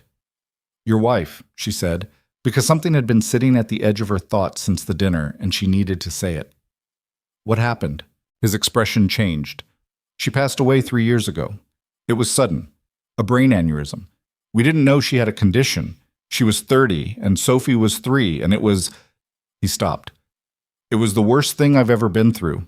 And I was in it alone, mostly. I had people around me, but grief is a room you're in by yourself, no matter how many people are standing outside it. I'm sorry, Lena said.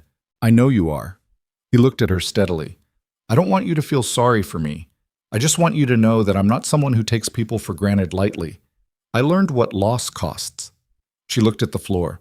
The concrete was old and slightly uneven, and somebody had painted it gray a long time ago, and it had worn thin in the middle where feet had passed. What do you want from me? She said. It came out more direct than she intended. Not theoretically. Right now, in this room, what do you actually want? He was quiet for a moment, not the hesitating quiet of someone trying to find the right thing to say, but the thinking quiet of someone actually considering the question. I want you to stop carrying this alone, he said. Whatever you've been doing with it for 11 years, the anger, the armor, the careful management of everything. I want you to put some of that down. Not for me. For you. He paused. And I want to be someone who's earned the right to still be in your life after what I did, even if that just means doing good work on the same account and getting coffee at 9:30 because you've been in the office since 6. She looked at him. That's what I want, he said. I'm not asking for more than that. Something broke open in her chest. Not dramatically, not the way things break in movies, with music and catharsis. more the way something breaks that's been under pressure for a long time. Quiet, almost imperceptible, the hairline crack becoming a fracture. "I was so angry," she said. Her voice came out different, not the steady, controlled voice she'd been using since this conversation started. Smaller, more tired. "For years I was so angry, and then I got busy, and the anger got buried under everything else, and I thought that meant it was gone. But it wasn't gone, it was just compressed." "I know. You don't get to just say sorry and have it be enough," she said. "I know that too. I'm not in a place where I can give you anything right now." She said it plainly. "I need you to understand that." "I understand that," he said.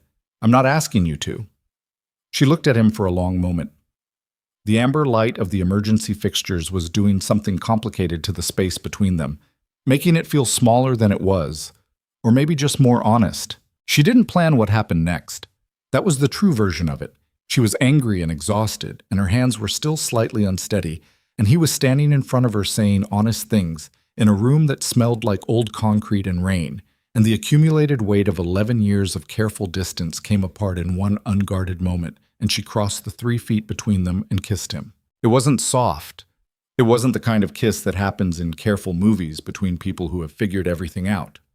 It was messy and urgent and tasted like late coffee and the specific desperation of something being released after a very long compression. His hands came up and he was holding her like he was afraid she'd disappear again, and she was gripping the front of his jacket like she was afraid she'd come to her senses and she didn't want to yet. She came to her senses. She stepped back. Her hands dropped. The air between them was different, charged and uncertain and slightly too real. Ethan didn't move toward her. He stood where she'd left him, breathing slightly harder than normal, looking at her with an expression she had no precedent for. Not triumphant, not relieved, just fully present in the way that people are when something has happened that actually matters. "Lena, don't," she said. "I wasn't going to say anything. I know what you were going to say." She turned away, put her hand to her mouth briefly, then dropped it. "I know exactly what you were going to say, and I can't hear it right now." "Okay. I need to go." "Okay." "This doesn't—" She stopped, started again. "This doesn't mean I've decided anything. I need you to know that." "I know," he said, and then, very quietly, "But you're still here." She was. She was still standing in the room, facing the high windows and the rain, and her feet were not moving toward the door. That was the problem with this. That had been the problem with this from the beginning. She kept finding herself still in the room. "I'm going home," she said. She made her feet move this time. She walked to the door. She opened it. The hallway outside was lit normally, fluorescent and ordinary, the rest of the hotel going on without any awareness of what had just happened in the storage room. She stopped in the doorway. "I never forgot you either," she said. She didn't turn around. "I spent a long time trying to. I want you to know it didn't work." She walked to the elevator. She pressed the button. The doors opened and she got in, and she descended 14 floors to the lobby and walked through the warm amber light of the space she'd helped design and out into the rain without stopping for her umbrella. She was 2 blocks away, rain soaking through her jacket, before she stopped walking and stood on the sidewalk and let herself feel the full weight of what had just happened. The anger was still there. She wanted to be clear about that, even to herself, especially to herself. The anger was real and old, and it belonged to her, and she wasn't going to pretend it had dissolved in a conversation in a storage room. He'd hurt her. He'd stood in front of a room full of people and named her as not enough, and she'd been 17 and she'd believed it for longer than she should have. That was real. That had happened. The fact that he'd been afraid, that his father had been a controlling and damaging force, that he'd spent years regretting it. None of that unmade what had been made. But the other thing was also real. The kiss, and the 11 years of trying not to need it, and the fact that even now, standing in the rain 2 blocks from the hotel, what she felt most was not anger and not relief and not the clean clarity of resolution. What she felt, standing in the rain, was terrified. Specifically, purely terrified. The way you're terrified when something you decided was gone turns out to have been present the entire time. She pulled out her phone. She stood under the overhang of a closed pharmacy and called her mother. Her mother picked up on the second ring, which meant she'd been awake. "Lena?" Her mother's voice slightly rough, immediately alert. "What's wrong?" "Nothing's wrong," Lena said. She stopped. "Do you remember that summer, when I was 17? The theater?"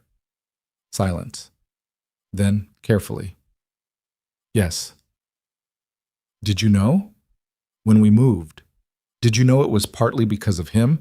Because you wanted to get me away from—" "Yes," her mother said. No hesitation. Lena leaned against the pharmacy wall. The rain came down. "Why didn't you tell me?" she said. "Because you just had your heart broken and you were 17 and telling you would have given him too much space in the story." Her mother paused. "I wanted you to move forward, not spend years asking why." Lena laughed, a short, slightly broken sound. "I spent years asking why, anyway." "I know, baby." Her mother's voice was soft in the way it only got late at night. "I know you did." "He's the man from the dinner," Lena said. "The setup. Ethan Calloway. He's the same person." Her mother was quiet for 3 full seconds. "I know," she said. This time, Lena's voice did come apart, slightly. "You knew?" "Margaret, his mother. She called me. She told me who her son was. She told me she thought—" Her mother stopped. "She thought maybe it was time. She said he'd been carrying it too." "You could have told me," Lena said. The words came out less angry than she'd have expected, mostly just tired. "You wouldn't have gone," her mother said simply. She wasn't wrong. Lena stood in the rain for another few seconds. "I kissed him," she said. "Oh," her mother said. "And then I left." A pause. Then, "That sounds about right." Lena made the sound that was almost a laugh again. "I don't know what I'm doing." "Neither does anyone," her mother said. "That's not as unusual as you think." The rain was letting up, the way rain in Los Angeles usually does. Not gradually, but suddenly, like someone had turned a dial. The street was wet and orange-lit and quiet, and Lena stood there with her phone pressed to her ear and her jacket soaked through and thought about a storage room and a high window and a man who had said, "I ruined the only real thing I ever had," in a voice that didn't sound like performance. "Go home," her mother said. "Get dry. Eat something." "I'm fine." "You're standing in the rain." "How do you know that?" "Because you always used to stand in the rain when something happened," her mother said. "You did it at 8 years old, and you did it at 17, and apparently you still do it." Lena looked up at the clearing sky. "I'll call you tomorrow." "I'll be here." She put the phone in her wet pocket and started walking to her car. The city around her was doing its usual thing, moving and lit and indifferent, and somehow, tonight, not as isolating as usual. She drove home. She took a hot shower. She ate toast because her mother had told her to eat something and toast was what she had. She sat on her couch in her old sweatpants, the same gray ones with the bleach stain, the ones she'd worn to Aurelius weeks ago, intending to destroy an evening that had instead turned into this. And she let herself think about everything without trying to organize it or manage it. The anger, the kiss, the way his voice had broken on her name in that warehouse, the way Sophie had held her hand at the farmer's market, the empty chair in the penthouse photograph, angled toward the view, carrying the evidence of someone who had just stepped out of the frame. She didn't make any decisions that night. She was done making decisions under the weight of old hurt.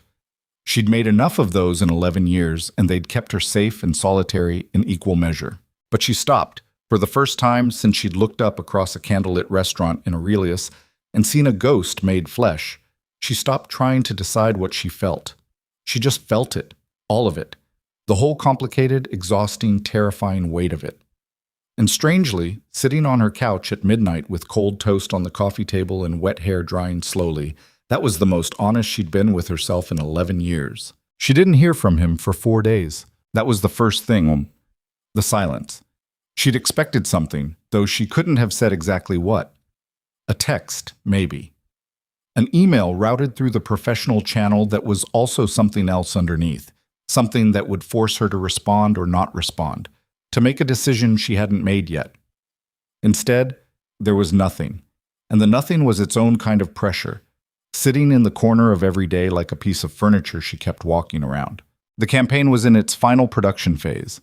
There were emails from Becca about print timelines and digital delivery formats, and one lengthy thread about a font licensing issue that Lena managed on autopilot, her professional brain running the familiar tracks while the rest of her sat quietly with the events of Thursday night and did nothing useful with them. She worked. She slept badly. She ate toast more than was probably nutritionally advisable. She called her mother twice and talked about other things. On the fourth day, Sunday, her phone buzzed with a text from an unsaved number that she recognized immediately. I'm not going to pretend Thursday didn't happen, but I also don't want to push. When you're ready to talk, I'm here. No timeline. She read it 3 times. Then she set her phone face down on the kitchen table and made coffee and stood at her window looking at the Silver Lake neighborhood doing its Sunday morning thing. A man walking a dog, 2 kids on bikes, someone's sprinkler coming on at the wrong time and hitting the sidewalk. She picked up her phone. I'm not ready yet, she typed, then deleted it. Give me a few more days, she typed, then deleted that too. She typed, okay, sent it before she could complicate it. His response came back in under a minute. Okay, just that. No pressure, no follow-up question, no elaboration. She put her phone down and drank her coffee and acknowledged, quietly and without any pleasure, that a man who responds to okay with okay and means it is considerably more dangerous to her equilibrium than a man who pushes. The few more days turned into a week. Not avoidance exactly, more like the time it takes to let something settle before you can see what shape it's actually in. She finished the campaign deliverables on Tuesday and sent the final package to Becca, who forwarded it to the client team, and on Wednesday morning she got an email from Diane, Ethan's assistant, with the subject line Campaign Final Review. Thursday 2 p.m. and a conference room booking at the Sunset flagship. Professional. Completely professional. Just the job, just the work, just the normal end-of-project review that always happened. She confirmed the meeting. Thursday came. She wore actual clothes. Not the black dress her mother had chosen and not the sweatpants of her original plan, but her own things. Dark jeans, a good jacket, boots that had taken 3 years to break in properly. She looked like herself. That felt important. The conference room had the full campaign laid out. Print boards, digital mock-ups, the video edits on a loop on the screen at the end of the table. Becca was there, and 2 people from the Callaway marketing team, and Diane. Ethan came in 2 minutes after Lena, which meant he'd timed it so she'd be settled before he arrived, and she noticed that even if she didn't acknowledge it. He looked at her when he came in. One look, direct and brief. The kind that is checking in rather than asking anything. She gave him a small nod. He sat down. The review took 90 minutes. It was entirely professional and entirely good. The marketing team had strong responses to the work. There were 2 minor revision requests that were genuinely minor, and the overall direction was confirmed. Lena presented the concept rationale clearly and answered questions without over-explaining, which was always how she knew a project had been built on something solid. When it was over and the room was clearing, she was packing up her boards when she heard the others leave and realized Ethan had stayed. Good work, he said, plain, direct. Thank you. She kept moving. Lena? She stopped, straightened up, looked at him. He was across the table from her, not close, his jacket off and his sleeves rolled the way they always were by afternoon. He looked like someone who had been waiting a week to say something and had spent that week deciding whether the thing was worth saying. Sophie has a school thing on Saturday, he said. It's a market. The kids sell things they made. She made about 40 paper animals and she's very serious about the sales potential. He paused. She asked if you were coming. Lena looked at him. I didn't tell her to ask, he said quickly. I didn't suggest it. She asks about you, regularly, with a frequency that I find both endearing and slightly complicated. Despite everything, despite the entire accumulated weight of the past several weeks, Lena felt the corner of her mouth move. How many paper animals? At last count, 43. She's added 3 since the weekend. There's a whole giraffe situation. A giraffe situation. She's very proud of the neck. The neck took a long time. Something moved in his expression. The specific, helpless warmth of a parent describing a child's work and being unable to fully suppress how much they love it. Lena set her last board down. What time on Saturday? 10, he said. It's at her school. East Side Elementary on Rowena. You don't have to. I told her I'd ask and that you were busy, so there's no... I'll be there at 10, she said. The silence that followed was the softer kind, the kind that has something in it rather than around it. Okay, he said. Okay, she said. She picked up her boards and her bag and left the room. In the hallway, she exhaled slowly and walked to the elevator and thought, you are making choices now. Make them clearly. The school market on Saturday was held in the gymnasium and spilled out into the parking lot, and it smelled like a combination of construction paper and baked goods and the specific organized chaos of 30-something small children who had each decided their product was the most important product at the market. Sophie's table was near the back of the gym, covered in a hand-decorated tablecloth that appeared to have been made with stamps. A repeating pattern of elephants and stars that Lena recognized as the work of someone who had taken the presentation very seriously. The paper animals were arranged by species, each one with a small handwritten price tag.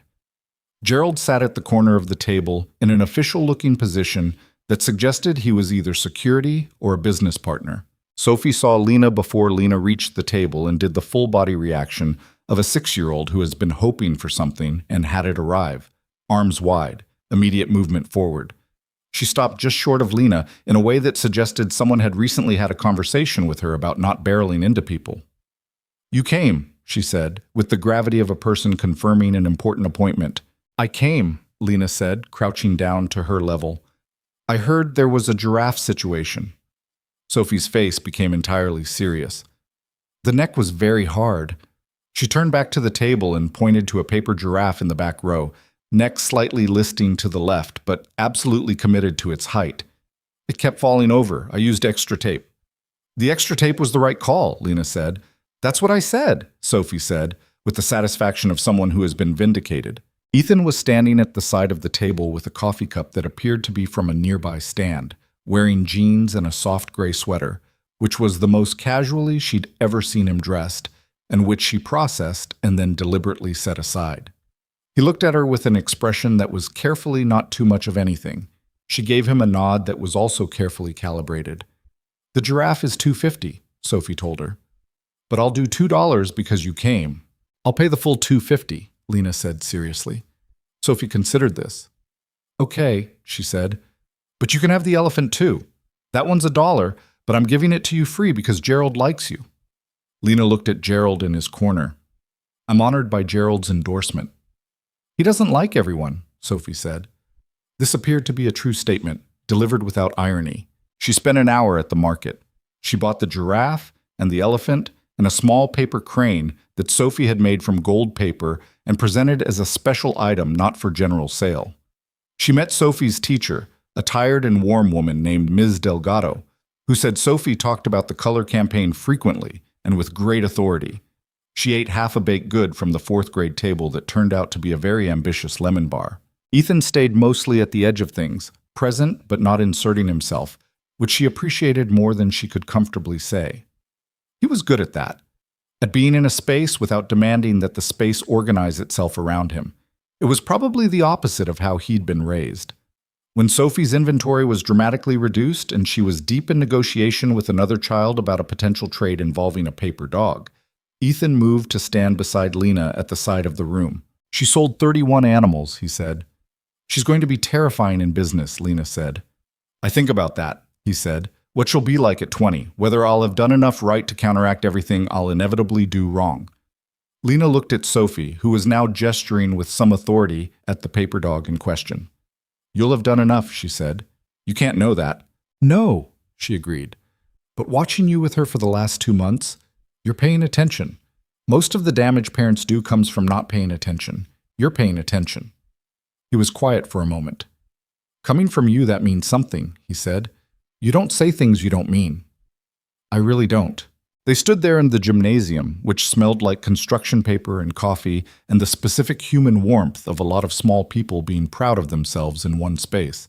And Lena thought, this is what ordinary looks like. This is what it feels like when nothing is being performed. She'd forgotten what that felt like with another person. She hadn't realized she'd forgotten until she felt it. Can we walk? She said. After this? Is Sophie? She's going home with my neighbor's family after the market. It's already arranged. He glanced at her carefully. Yes, we can walk. They walked through the neighborhood around the school, the kind of quiet residential streets that exist in Los Angeles, like small arguments against the city's reputation. All old trees and uneven sidewalks and houses with personalities. The afternoon was cool, one of those November LA days that feels like fall, the way the city occasionally remembers it's supposed to. Lena walked with her hands in her jacket pockets. He walked beside her without crowding the space. I've been thinking, she said, about what you said. In the warehouse, that you looked for me. I did. I want to believe that, she said. I do believe it, actually. The believing isn't the problem. She stopped walking, turned slightly. The problem is that believing it doesn't automatically change what the other thing did. Both things are true at the same time. He looked for me and he also stood there and said what he said, and I can't just pick one to be the real one. Ethan stopped. He wasn't looking away. You shouldn't have to pick, he said. I did both things. They're both mine. You don't have to resolve them into a version that's easier to hold. She looked at him. Most people want to be forgiven. I want to be understood, he said. That's different. Forgiveness is something you give someone. Understanding is something that's true regardless of what either of us decides. He paused. I'm not asking you to forgive me. I'm asking you to let me be someone different than who I was at 18 because I am. And I know I can't just state that and have it be true for you. I know I have to show it. I know that takes time. And I know it has to be your timeline, not mine. Lena started walking again. He fell back into step. My mother told me she knew, Lena said, about who you were. From the beginning. Your mother called her. I know. My mother told me what she'd done about 2 weeks after the dinner at Aurelius. I had feelings about it. He said feelings with the particular careful weight of someone describing something they've processed but haven't fully neutralized. You were angry. I was complicated, he said. She didn't tell me she was going to do it, but I also... He exhaled. I'd been asking her for years if she knew where your mother had gone. She'd always said no, and then this. He looked sideways. I think she was trying to do something right. I don't think she went about it the right way. But the impulse was... He stopped. She has a lot of her own accounting to do with what happened, what my father built and what she let him build. Lena thought about Margaret Calloway, a woman she'd barely known, a presence at the edge of that terrible October evening. She thought about a mother carrying something for years and deciding to try to set it down in whatever way was available to her. I'm not angry at her, Lena said. I should probably be, but I'm not. She'd be relieved to know that. They turned a corner and the street opened up slightly. A small pocket park between two residential blocks. Just a few benches and an old oak that had been there long enough to have opinions about the neighborhood. Lena sat on one of the benches because her feet were tired and because it felt like a place where you could say something real. He sat beside her, enough space between them to be respectful, not enough to be avoidant. Tell me something about your wife, Lena said. He didn't tense. She'd been watching for it. Why? He said.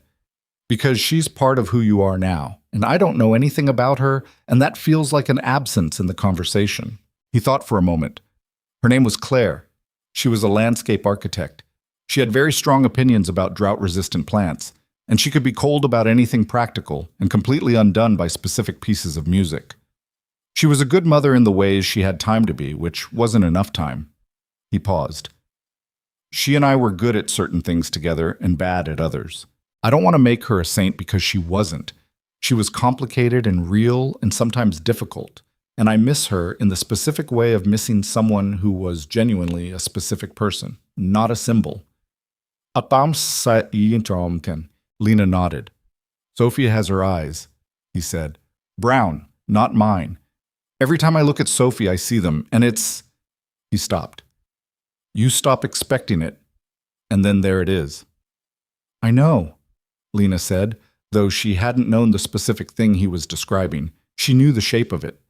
They sat in the small park while the afternoon did its quiet work around them. A pigeon landed nearby, looked at them with its minimal level of concern, and departed. I need to say something to you, Ethan said eventually. And I need you to hear it as information rather than pressure, because it's not pressure.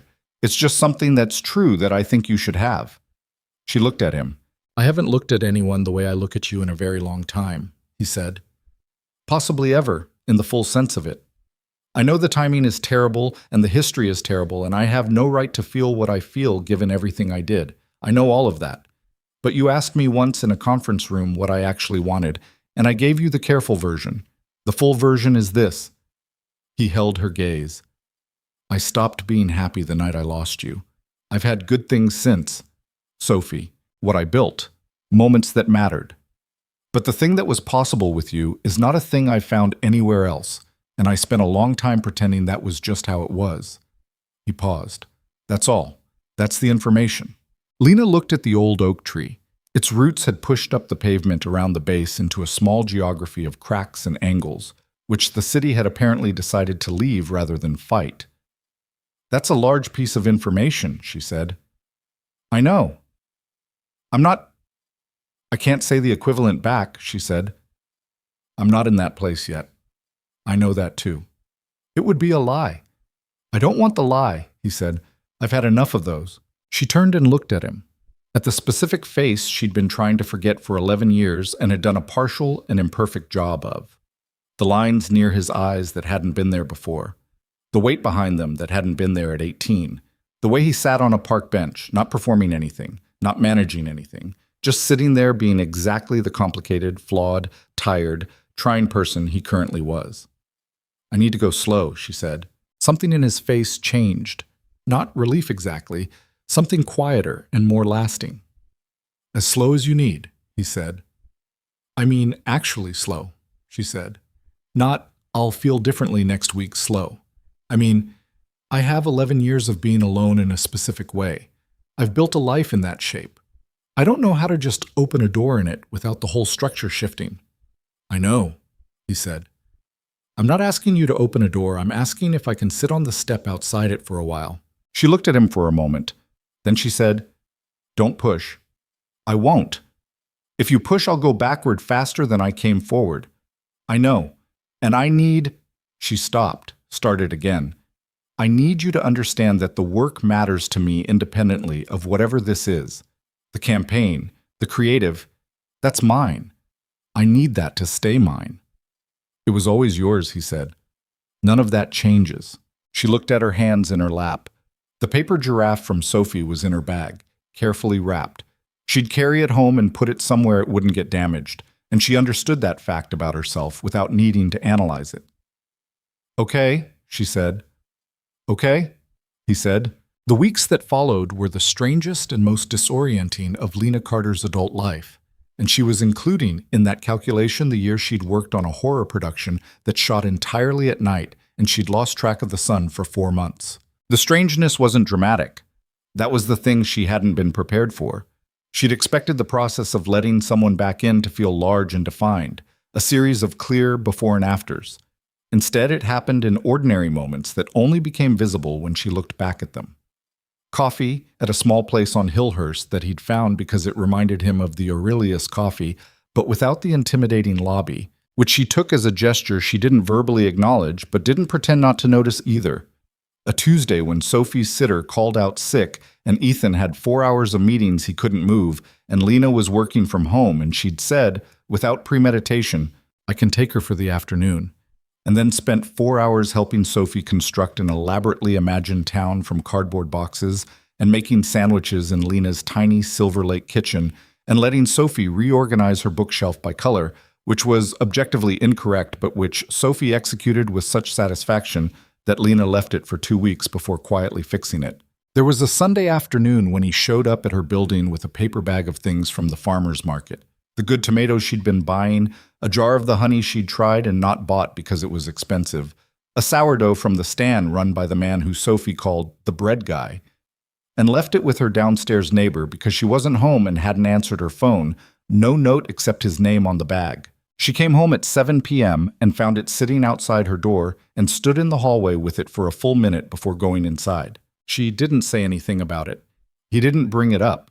But the next time they were in the same room, there was something different in the air, something slightly warmer than before, and she let it be there without naming it. The nights were the hardest part. Not in the way she'd expected. The hard part wasn't longing, or not only that. The hard part was fear. Specifically, the fear of someone who had learned the exact shape and dimension of what it costs to trust someone and be wrong, and who now lay awake at 2 a.m. doing the arithmetic on whether the potential of being right this time was worth the known price of being wrong. She talked to her friend Jules about it once, because Jules had known her for 8 years and had watched her date exactly 2 people in that time and knew the terrain. "You're describing someone who's showing up," Jules said. They were on Lena's couch with wine, which was the furniture and lubricant required for this type of conversation. "Like actually showing up, not performing it." "I know," Lena said. "And your brain is treating that as suspicious." "My brain is not wrong to treat it as something to examine carefully." "There's a difference between examining carefully and refusing to let anything pass the examination," Jules said. "You know that." Lena looked at her wine glass. "He hurt me very specifically," she said. "It wasn't just a breakup. It was—" "I know what it was," Jules said, not unkindly. "You told me. Years ago, when you finally told me." She paused. "But you also kissed him in a warehouse, which I'm still processing, and then you told him you need to go slow, and he said okay, and he's been— What you're describing sounds like okay." "Yes," Lena said. "So what are you waiting for?" Jules said. Lena thought about it. "I'm waiting to stop waiting for it to go wrong," she said finally. Jules looked at her. "That's going to take however long it takes," she said. "You can't shortcut that, but you also can't let the waiting become the permanent condition." She drove home from Jules's apartment thinking about that. The waiting as the permanent condition. She'd done that, hadn't she? She'd built a whole life with the waiting built into its architecture. The space she left for things to go wrong, the doors she kept from fully opening, the parts of herself she kept on the shelf in case she needed them later. The following Saturday she called him. Not a text. An actual call, which felt more deliberate and therefore more like a decision. He picked up on the second ring. "Hey. Hey."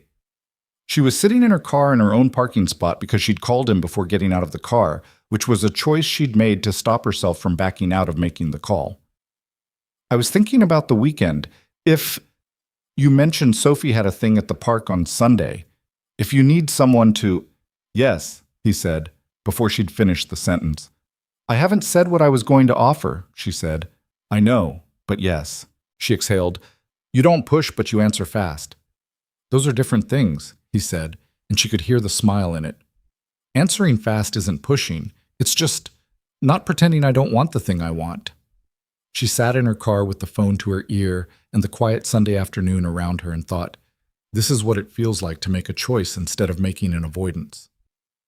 "Sunday," she said. "The park. What time?" 11. "Sophie has a very specific plan involving the duck pond, and she's been waiting for an audience. I'll be there at 11. She hung up. She sat for another 30 seconds. Then she got out of the car and went inside and didn't lie awake that night in the way she'd been lying awake. And that was small, but it was something. The campaign launched the first week of November, across digital platforms and print and a billboard on Sunset that she passed every morning on her way to a new project. It looked like what she'd wanted it to look like. Alive, warm, honest. The amber tones carried something she could feel even at driving speed. The unmade bed with the open book, Sophie's hands with Gerald. The empty chair angled toward the city. Becca sent her a screenshot of the engagement numbers on the first day, and they were strong. Strong enough that 2 other brands had called the production company asking to talk.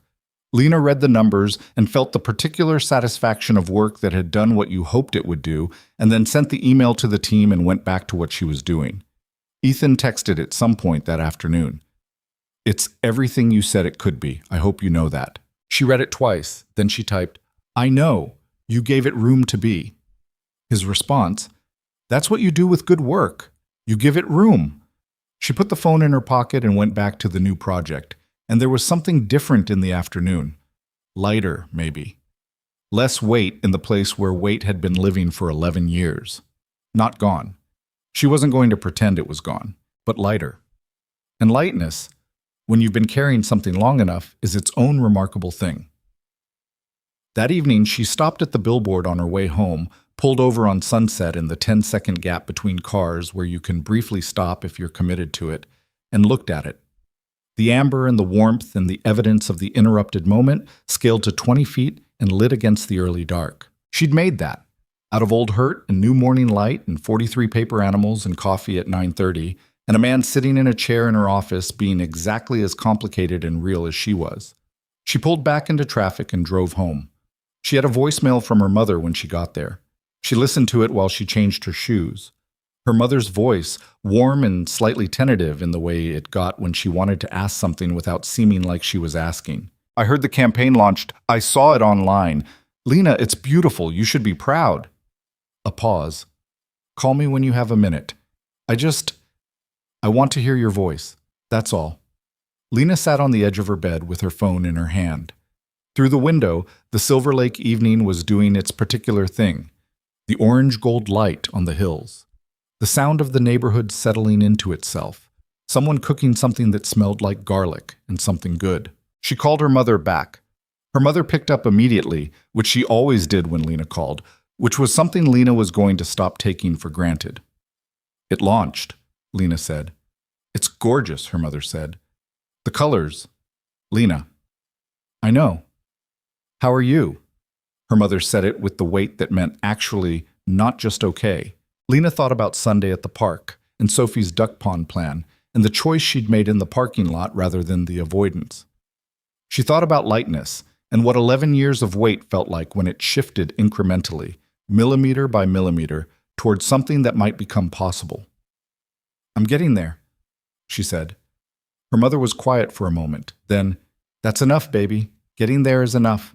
Lena looked out the window at the amber evening and thought that maybe, for now, it was. Getting there, it turned out, looked different than she'd expected. She'd imagined in the abstract, unexamined way you imagine things you're not sure you actually want, that if she ever let herself move towards something with Ethan Calloway, there would be a clear moment, a defined threshold, something she could point to and say, before this and after this. That was how her brain had always organized things, in clean architectural lines, before and after, inside and outside, safe and not safe. Instead, it happened the way the light changes in the amber palette she'd built for the campaign, so gradually that you only noticed it had changed when you looked away and then looked back. November moved into December.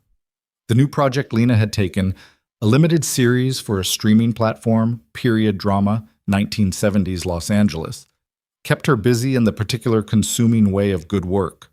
She was sourcing and pulling and building looks for 11 recurring characters, which meant her Silver Lake apartment had fabric swatches taped to every available wall and a rolling rack blocking the closet door and reference images pinned above her desk in overlapping layers that only made sense to her. Ethan saw the apartment in that state for the first time on a Wednesday evening when he came to pick up Sophie, who had spent the afternoon there while her regular after-school sitter dealt with a family thing, and he stood in the doorway of Lena's living room and looked at the organized chaos of her working space with an expression she recognized as genuine interest. "This is how you think," he said. It wasn't a question. "This is how I think," she confirmed, not looking up from the 2 fabric samples she was comparing under the lamp. "It looks like someone's mind made visible." "That's exactly what it is." She held both samples up. "Which one reads more like 1974 to you?" "Not literally. Emotionally." He came closer, which she'd stopped tracking as a notable event somewhere around the 4th Sunday at the park. He looked at both samples seriously. "That one," he said, pointing to the left. "The other one is trying too hard." She looked at the sample. He was right. She put the other one back in the discard pile and didn't comment on the accuracy, but he'd been in enough creative conversations with her to know what the silence meant. Sophie appeared from the kitchen, where she'd been finishing a snack, still holding a cracker. She looked at the fabric samples and said, "That one's better," pointing at the same one Ethan had pointed to. "You two are unnervingly aligned," Lena said. "Gerald agrees too," Sophie said, nodding at the stuffed elephant, which was sitting on Lena's couch, with the settled comfort of a guest who has been here before and knows where things are, which he had. Which he did. Lena looked at Gerald on her couch and thought, at some point this became ordinary, and I didn't fight it hard enough, and now I'm not sure I want to. The thing about ordinary was that she'd spent so long treating it as something other people had, not her, specifically, not the version of herself that had been shaped by the October night and the Fairfax apartment and 11 years of making do and making something, that when it appeared in her own living room in the form of a 6-year-old and a stuffed elephant and a man pointing at fabric samples with actual consideration, she almost didn't recognize it. Almost. The complication arrived on a Friday, the way complications usually do, without announcement, disguised as something routine. Lena was at the Callaway Collection flagship for a follow-up meeting about a secondary campaign that had spun off from the first one's success, and she was waiting for the elevator when she heard her name spoken behind her in a voice she didn't immediately recognize. She turned. A man she'd never seen before, 60, expensive suit, silver hair worn with the confidence of someone who considered it an asset, was looking at her from across the lobby with an expression that was simultaneously curious and assessing and several other things she couldn't read fast enough. "You're Lena Carter," he said. Not a question. The creative lead on the campaign. "Yes." She kept her voice neutral. "Can I help you?" He crossed the lobby toward her. His walk was the walk of a man who had never in his adult life needed to move out of anyone's way. "Richard Callaway," he said. The elevator arrived. She didn't get on it. She'd known, in the abstract, that Ethan's father existed, the man who had stood in the doorway of his son's life and said this girl doesn't belong here, who had built an empire on the architecture of exclusion and called it protecting the family, who had taken an 18-year-old boy who was afraid and used that fear like a handle. He was standing in front of her now in his expensive suit, looking entirely comfortable, which she found briefly breathtaking in its audacity. "The campaign work is impressive," he said. "Ethan has an eye for talent." A small pause. "Or perhaps other things." Lena looked at him. She was aware of her heartbeat in a way that she recognized as the body's response to threat, and she made a deliberate choice to let it do its thing while she did hers. "Thank you," she said, because the work comment was accurate and she wasn't going to decline a true statement. "I've heard your name in some contexts outside the professional," he said. His tone was pleasant, which was somehow worse than if it hadn't been. "I understand you and Ethan have some history." "That's between Ethan and me," she said. "Of course." He tilted his head slightly.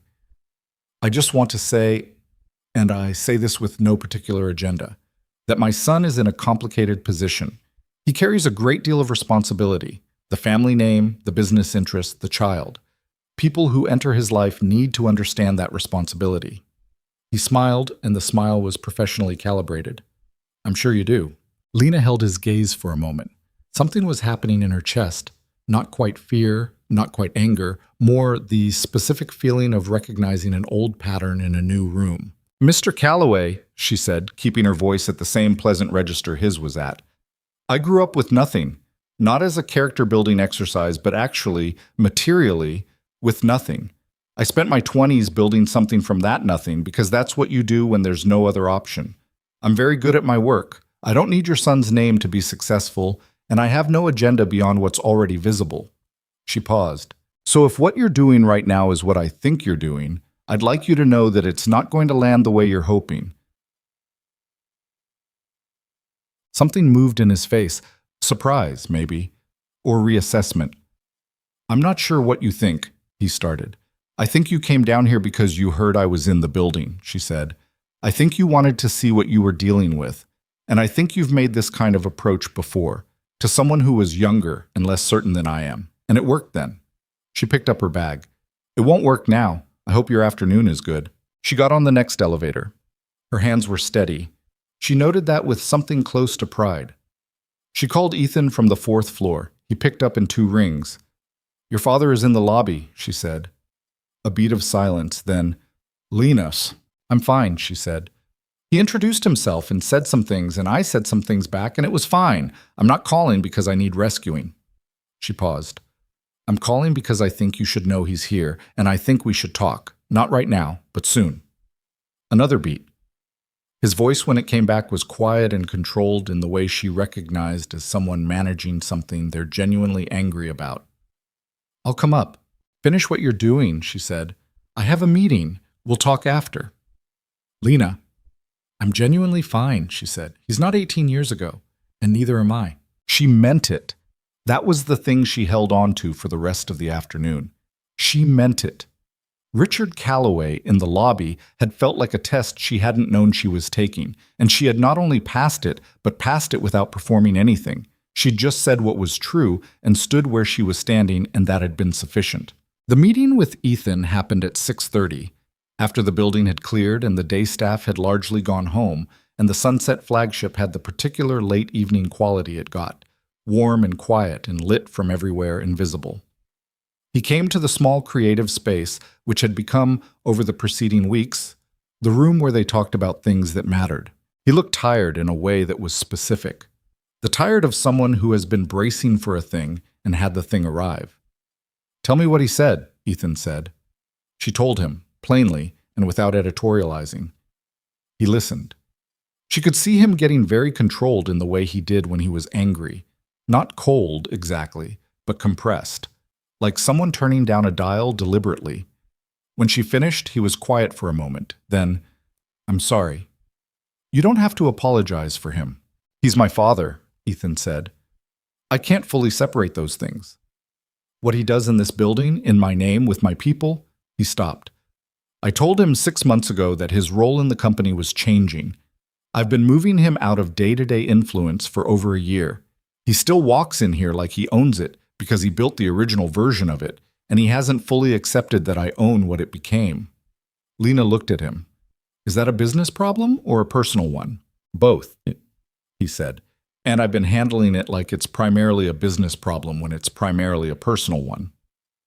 He sat down, put his elbows on the table, and pressed his hands against his face for a moment. A gesture she'd never seen from him, entirely unguarded, entirely tired. Then he dropped his hands and looked at her. "He's the reason I did what I did.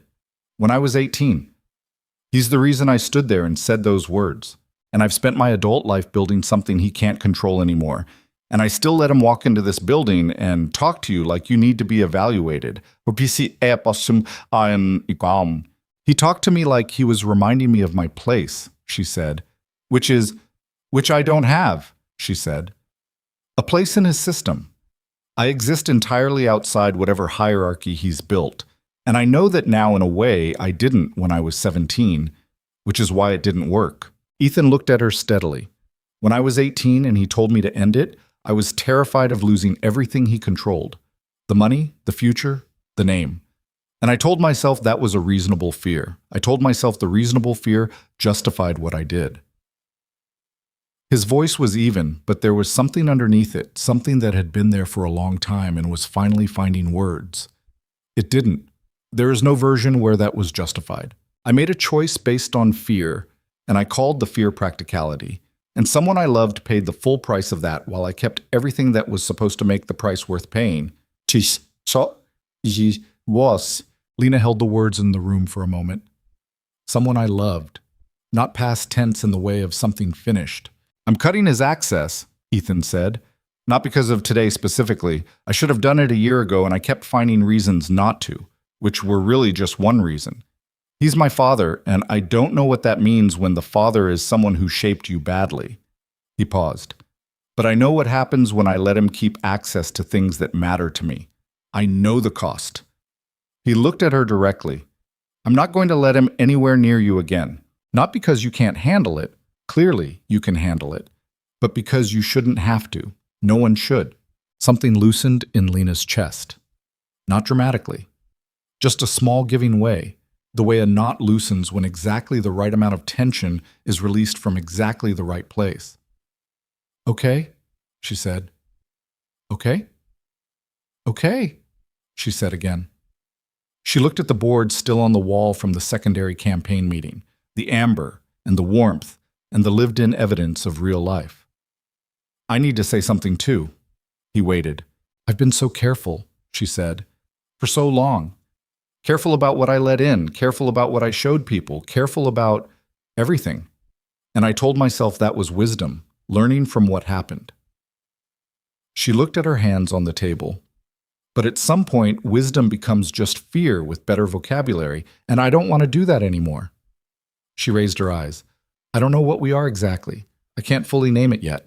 But I know I don't want to keep one foot out the door, because I'm waiting for the thing that went wrong before to go wrong again." Yishi in Situng. Ethan was very still. I'm not saying I'm not scared, she said. I'm saying I'd rather be scared and in the room than safe and outside it. He looked at her with an expression that had everything in it and was making no attempt to hide any of it. That's enough, he said quietly. Lena, that is completely enough. She almost said something else, something careful, something that qualified or hedged what she'd just said.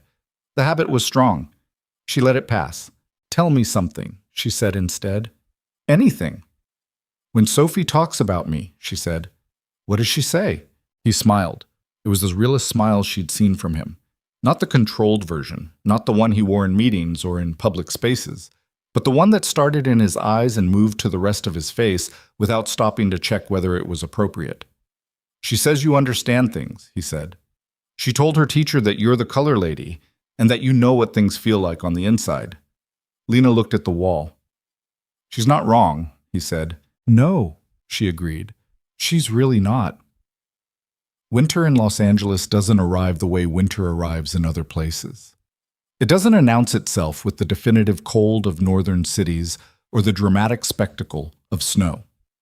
It comes in quietly, slightly lower light in the afternoon, a chill after dark that surprises you each time. The mountains visible and snow-capped from the freeway, which always felt to Lena like a secret the city was keeping. December arrived in this way, and with it the particular rhythms of the season that she'd spent many years navigating as primarily practical logistics. Her mother's small apartment, which was better than it had been, the gas was on, the debts were moving toward manageable. The pressure had receded from the specific crushing kind to the ordinary kind that everyone carries. The success of the Callaway campaign had brought enough new accounts to the production company that Lena's rate had been renegotiated, not dramatically but meaningfully, and she'd been able to help with some of what her mother was still carrying without making it a transaction. Her mother didn't cry when Lena transferred the money. She just said, "Thank you, baby," in the voice she used when she couldn't say the larger thing, and Lena said, "It's fine, Mom," in the voice she used when she wanted to say the larger thing, but didn't know how to without both of them falling apart. They had dinner together on a Sunday, just the two of them, in her mother's apartment on the east side. Her mother made the chicken dish she'd been making since Lena was small. Not because it was her best cooking, but because it was the one that meant home, that meant you're safe here in the language of food that some families speak fluently. They ate at the small kitchen table and talked about the new project and about a show her mother was watching and about the neighbor downstairs who had gotten a new dog with complicated feelings about mail carriers. At some point, her mother said carefully, "How are things with Ethan?" "Good," Lena said. Her mother looked at her with the particular attention of a woman who has watched her daughter manage things alone for a decade. Good like manageable or good like actually good? Lena thought about it. "Actually good," she said. Slowly, but actually. Her mother reached across the table and covered Lena's hand with hers briefly. She didn't say anything. She didn't need to. The moment that shifted everything, and there was a moment, one specific moment, even though Lena had told herself it would be gradual, happened on a Tuesday evening in the second week of December. Sophie had lost a tooth. This was apparently an event of enormous significance, treated with the gravity it deserved by all parties. Lena was at the penthouse with Ethan going over the preliminary scope of the secondary campaign, when Sophie came running from the bathroom holding a very small tooth in her palm with the triumphant energy of someone who has accomplished something genuinely difficult. "It came out," she announced. "I was brushing, and it just... Look!" Lena leaned over to look at the tooth, which Sophie was presenting at maximum proximity. "That's a big one," Lena said. "It's the front one," Sophie said. "Now I have a hole." She opened her mouth wide to demonstrate the gap with complete unself-consciousness. "Daddy says I'll look like a pirate." "Daddy's not wrong," Lena said. Sophie snapped her mouth closed and turned the tooth over in her palm with the focused attention of a scientist examining a specimen. "I'm going to put it under my pillow," she said. Then she looked up at Lena with an expression of sudden and serious intent. "Will you stay until I'm asleep? I want to make sure it gets done right." The room was quiet. Ethan, from his side of the table, said nothing. He was looking at Sophie with that expression Lena knew, the one that had everything in it. Lena looked at Sophie, the gap where the tooth had been, Gerald under her arm, the the small, full-gravity seriousness of a 6-year-old asking for a thing she wanted without understanding that the asking was significant. "Yeah," Lena said. "I'll stay." Sophie nodded, satisfied, and went to get ready for bed with the businesslike efficiency of someone with a plan. Lena and Ethan looked at each other across the table. She couldn't read everything in his face. She wasn't trying to, she just let it be there. Sophie's bedtime routine was elaborate, and she was not apologetic about it. There was the specific order of brushing and washing, and the requirement that Gerald be positioned correctly, and the matter of which blanket went on top, which turned out to be a nightly negotiation with established terms. Lena sat on the edge of the bed while Ethan did the parts he always did, and Sophie gave her the tooth to hold at one point while she arranged her pillow, and Lena sat there with a baby tooth in her palm and felt something she didn't have a word for and didn't need one. When Sophie was finally horizontal and the tooth was ceremonially placed under the pillow and Gerald was positioned at the correct angle, she looked at Lena with heavy eyes and said, "You're warm." "What?" Lena said. "Like warm," Sophie said, already drifting.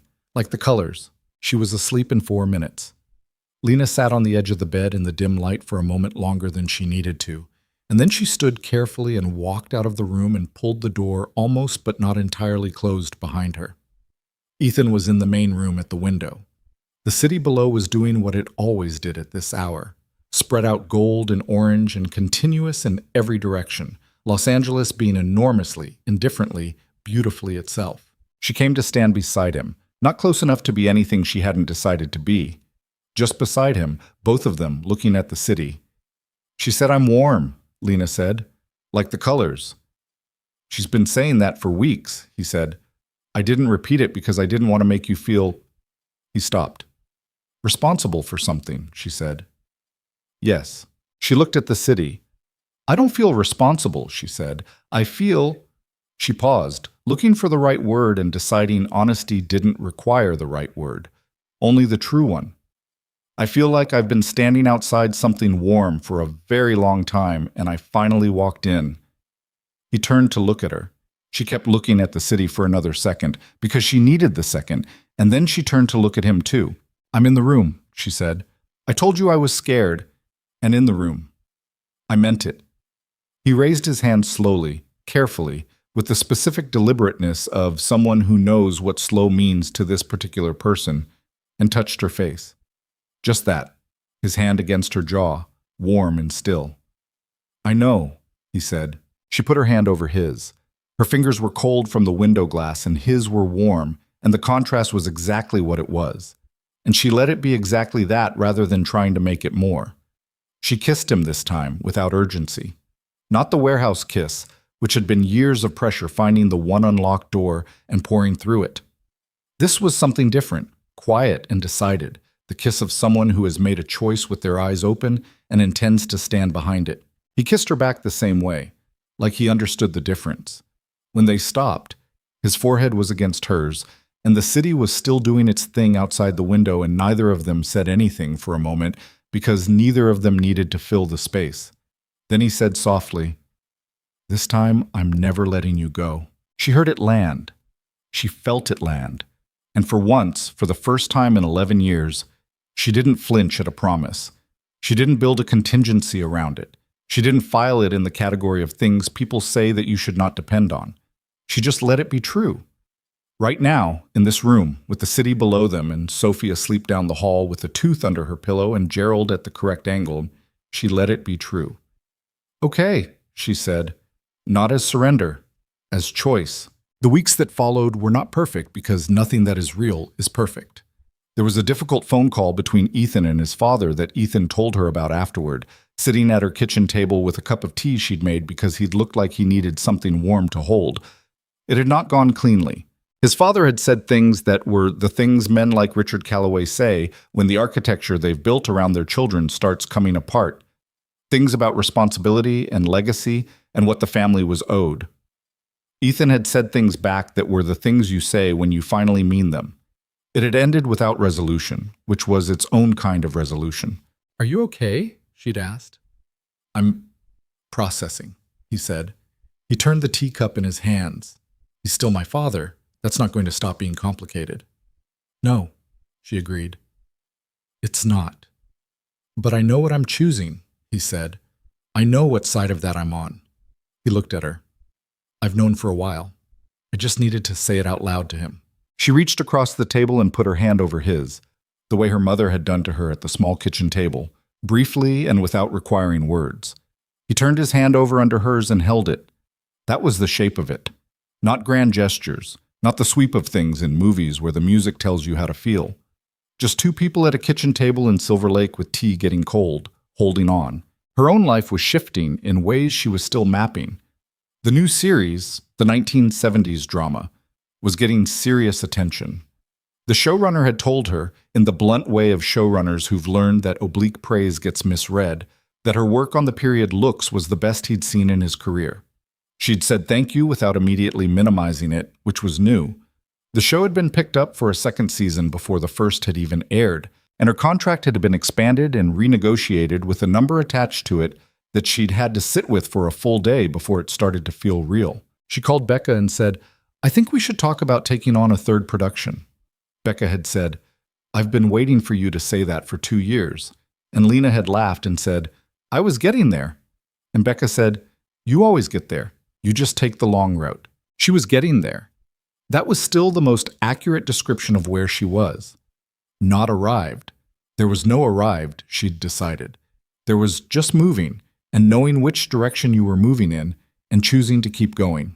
Christmas came to Los Angeles in the way it always did, without cold, without snow, with string lights and a certain quality of feeling that the city put on like a costume it didn't quite believe in but wore gamely anyway.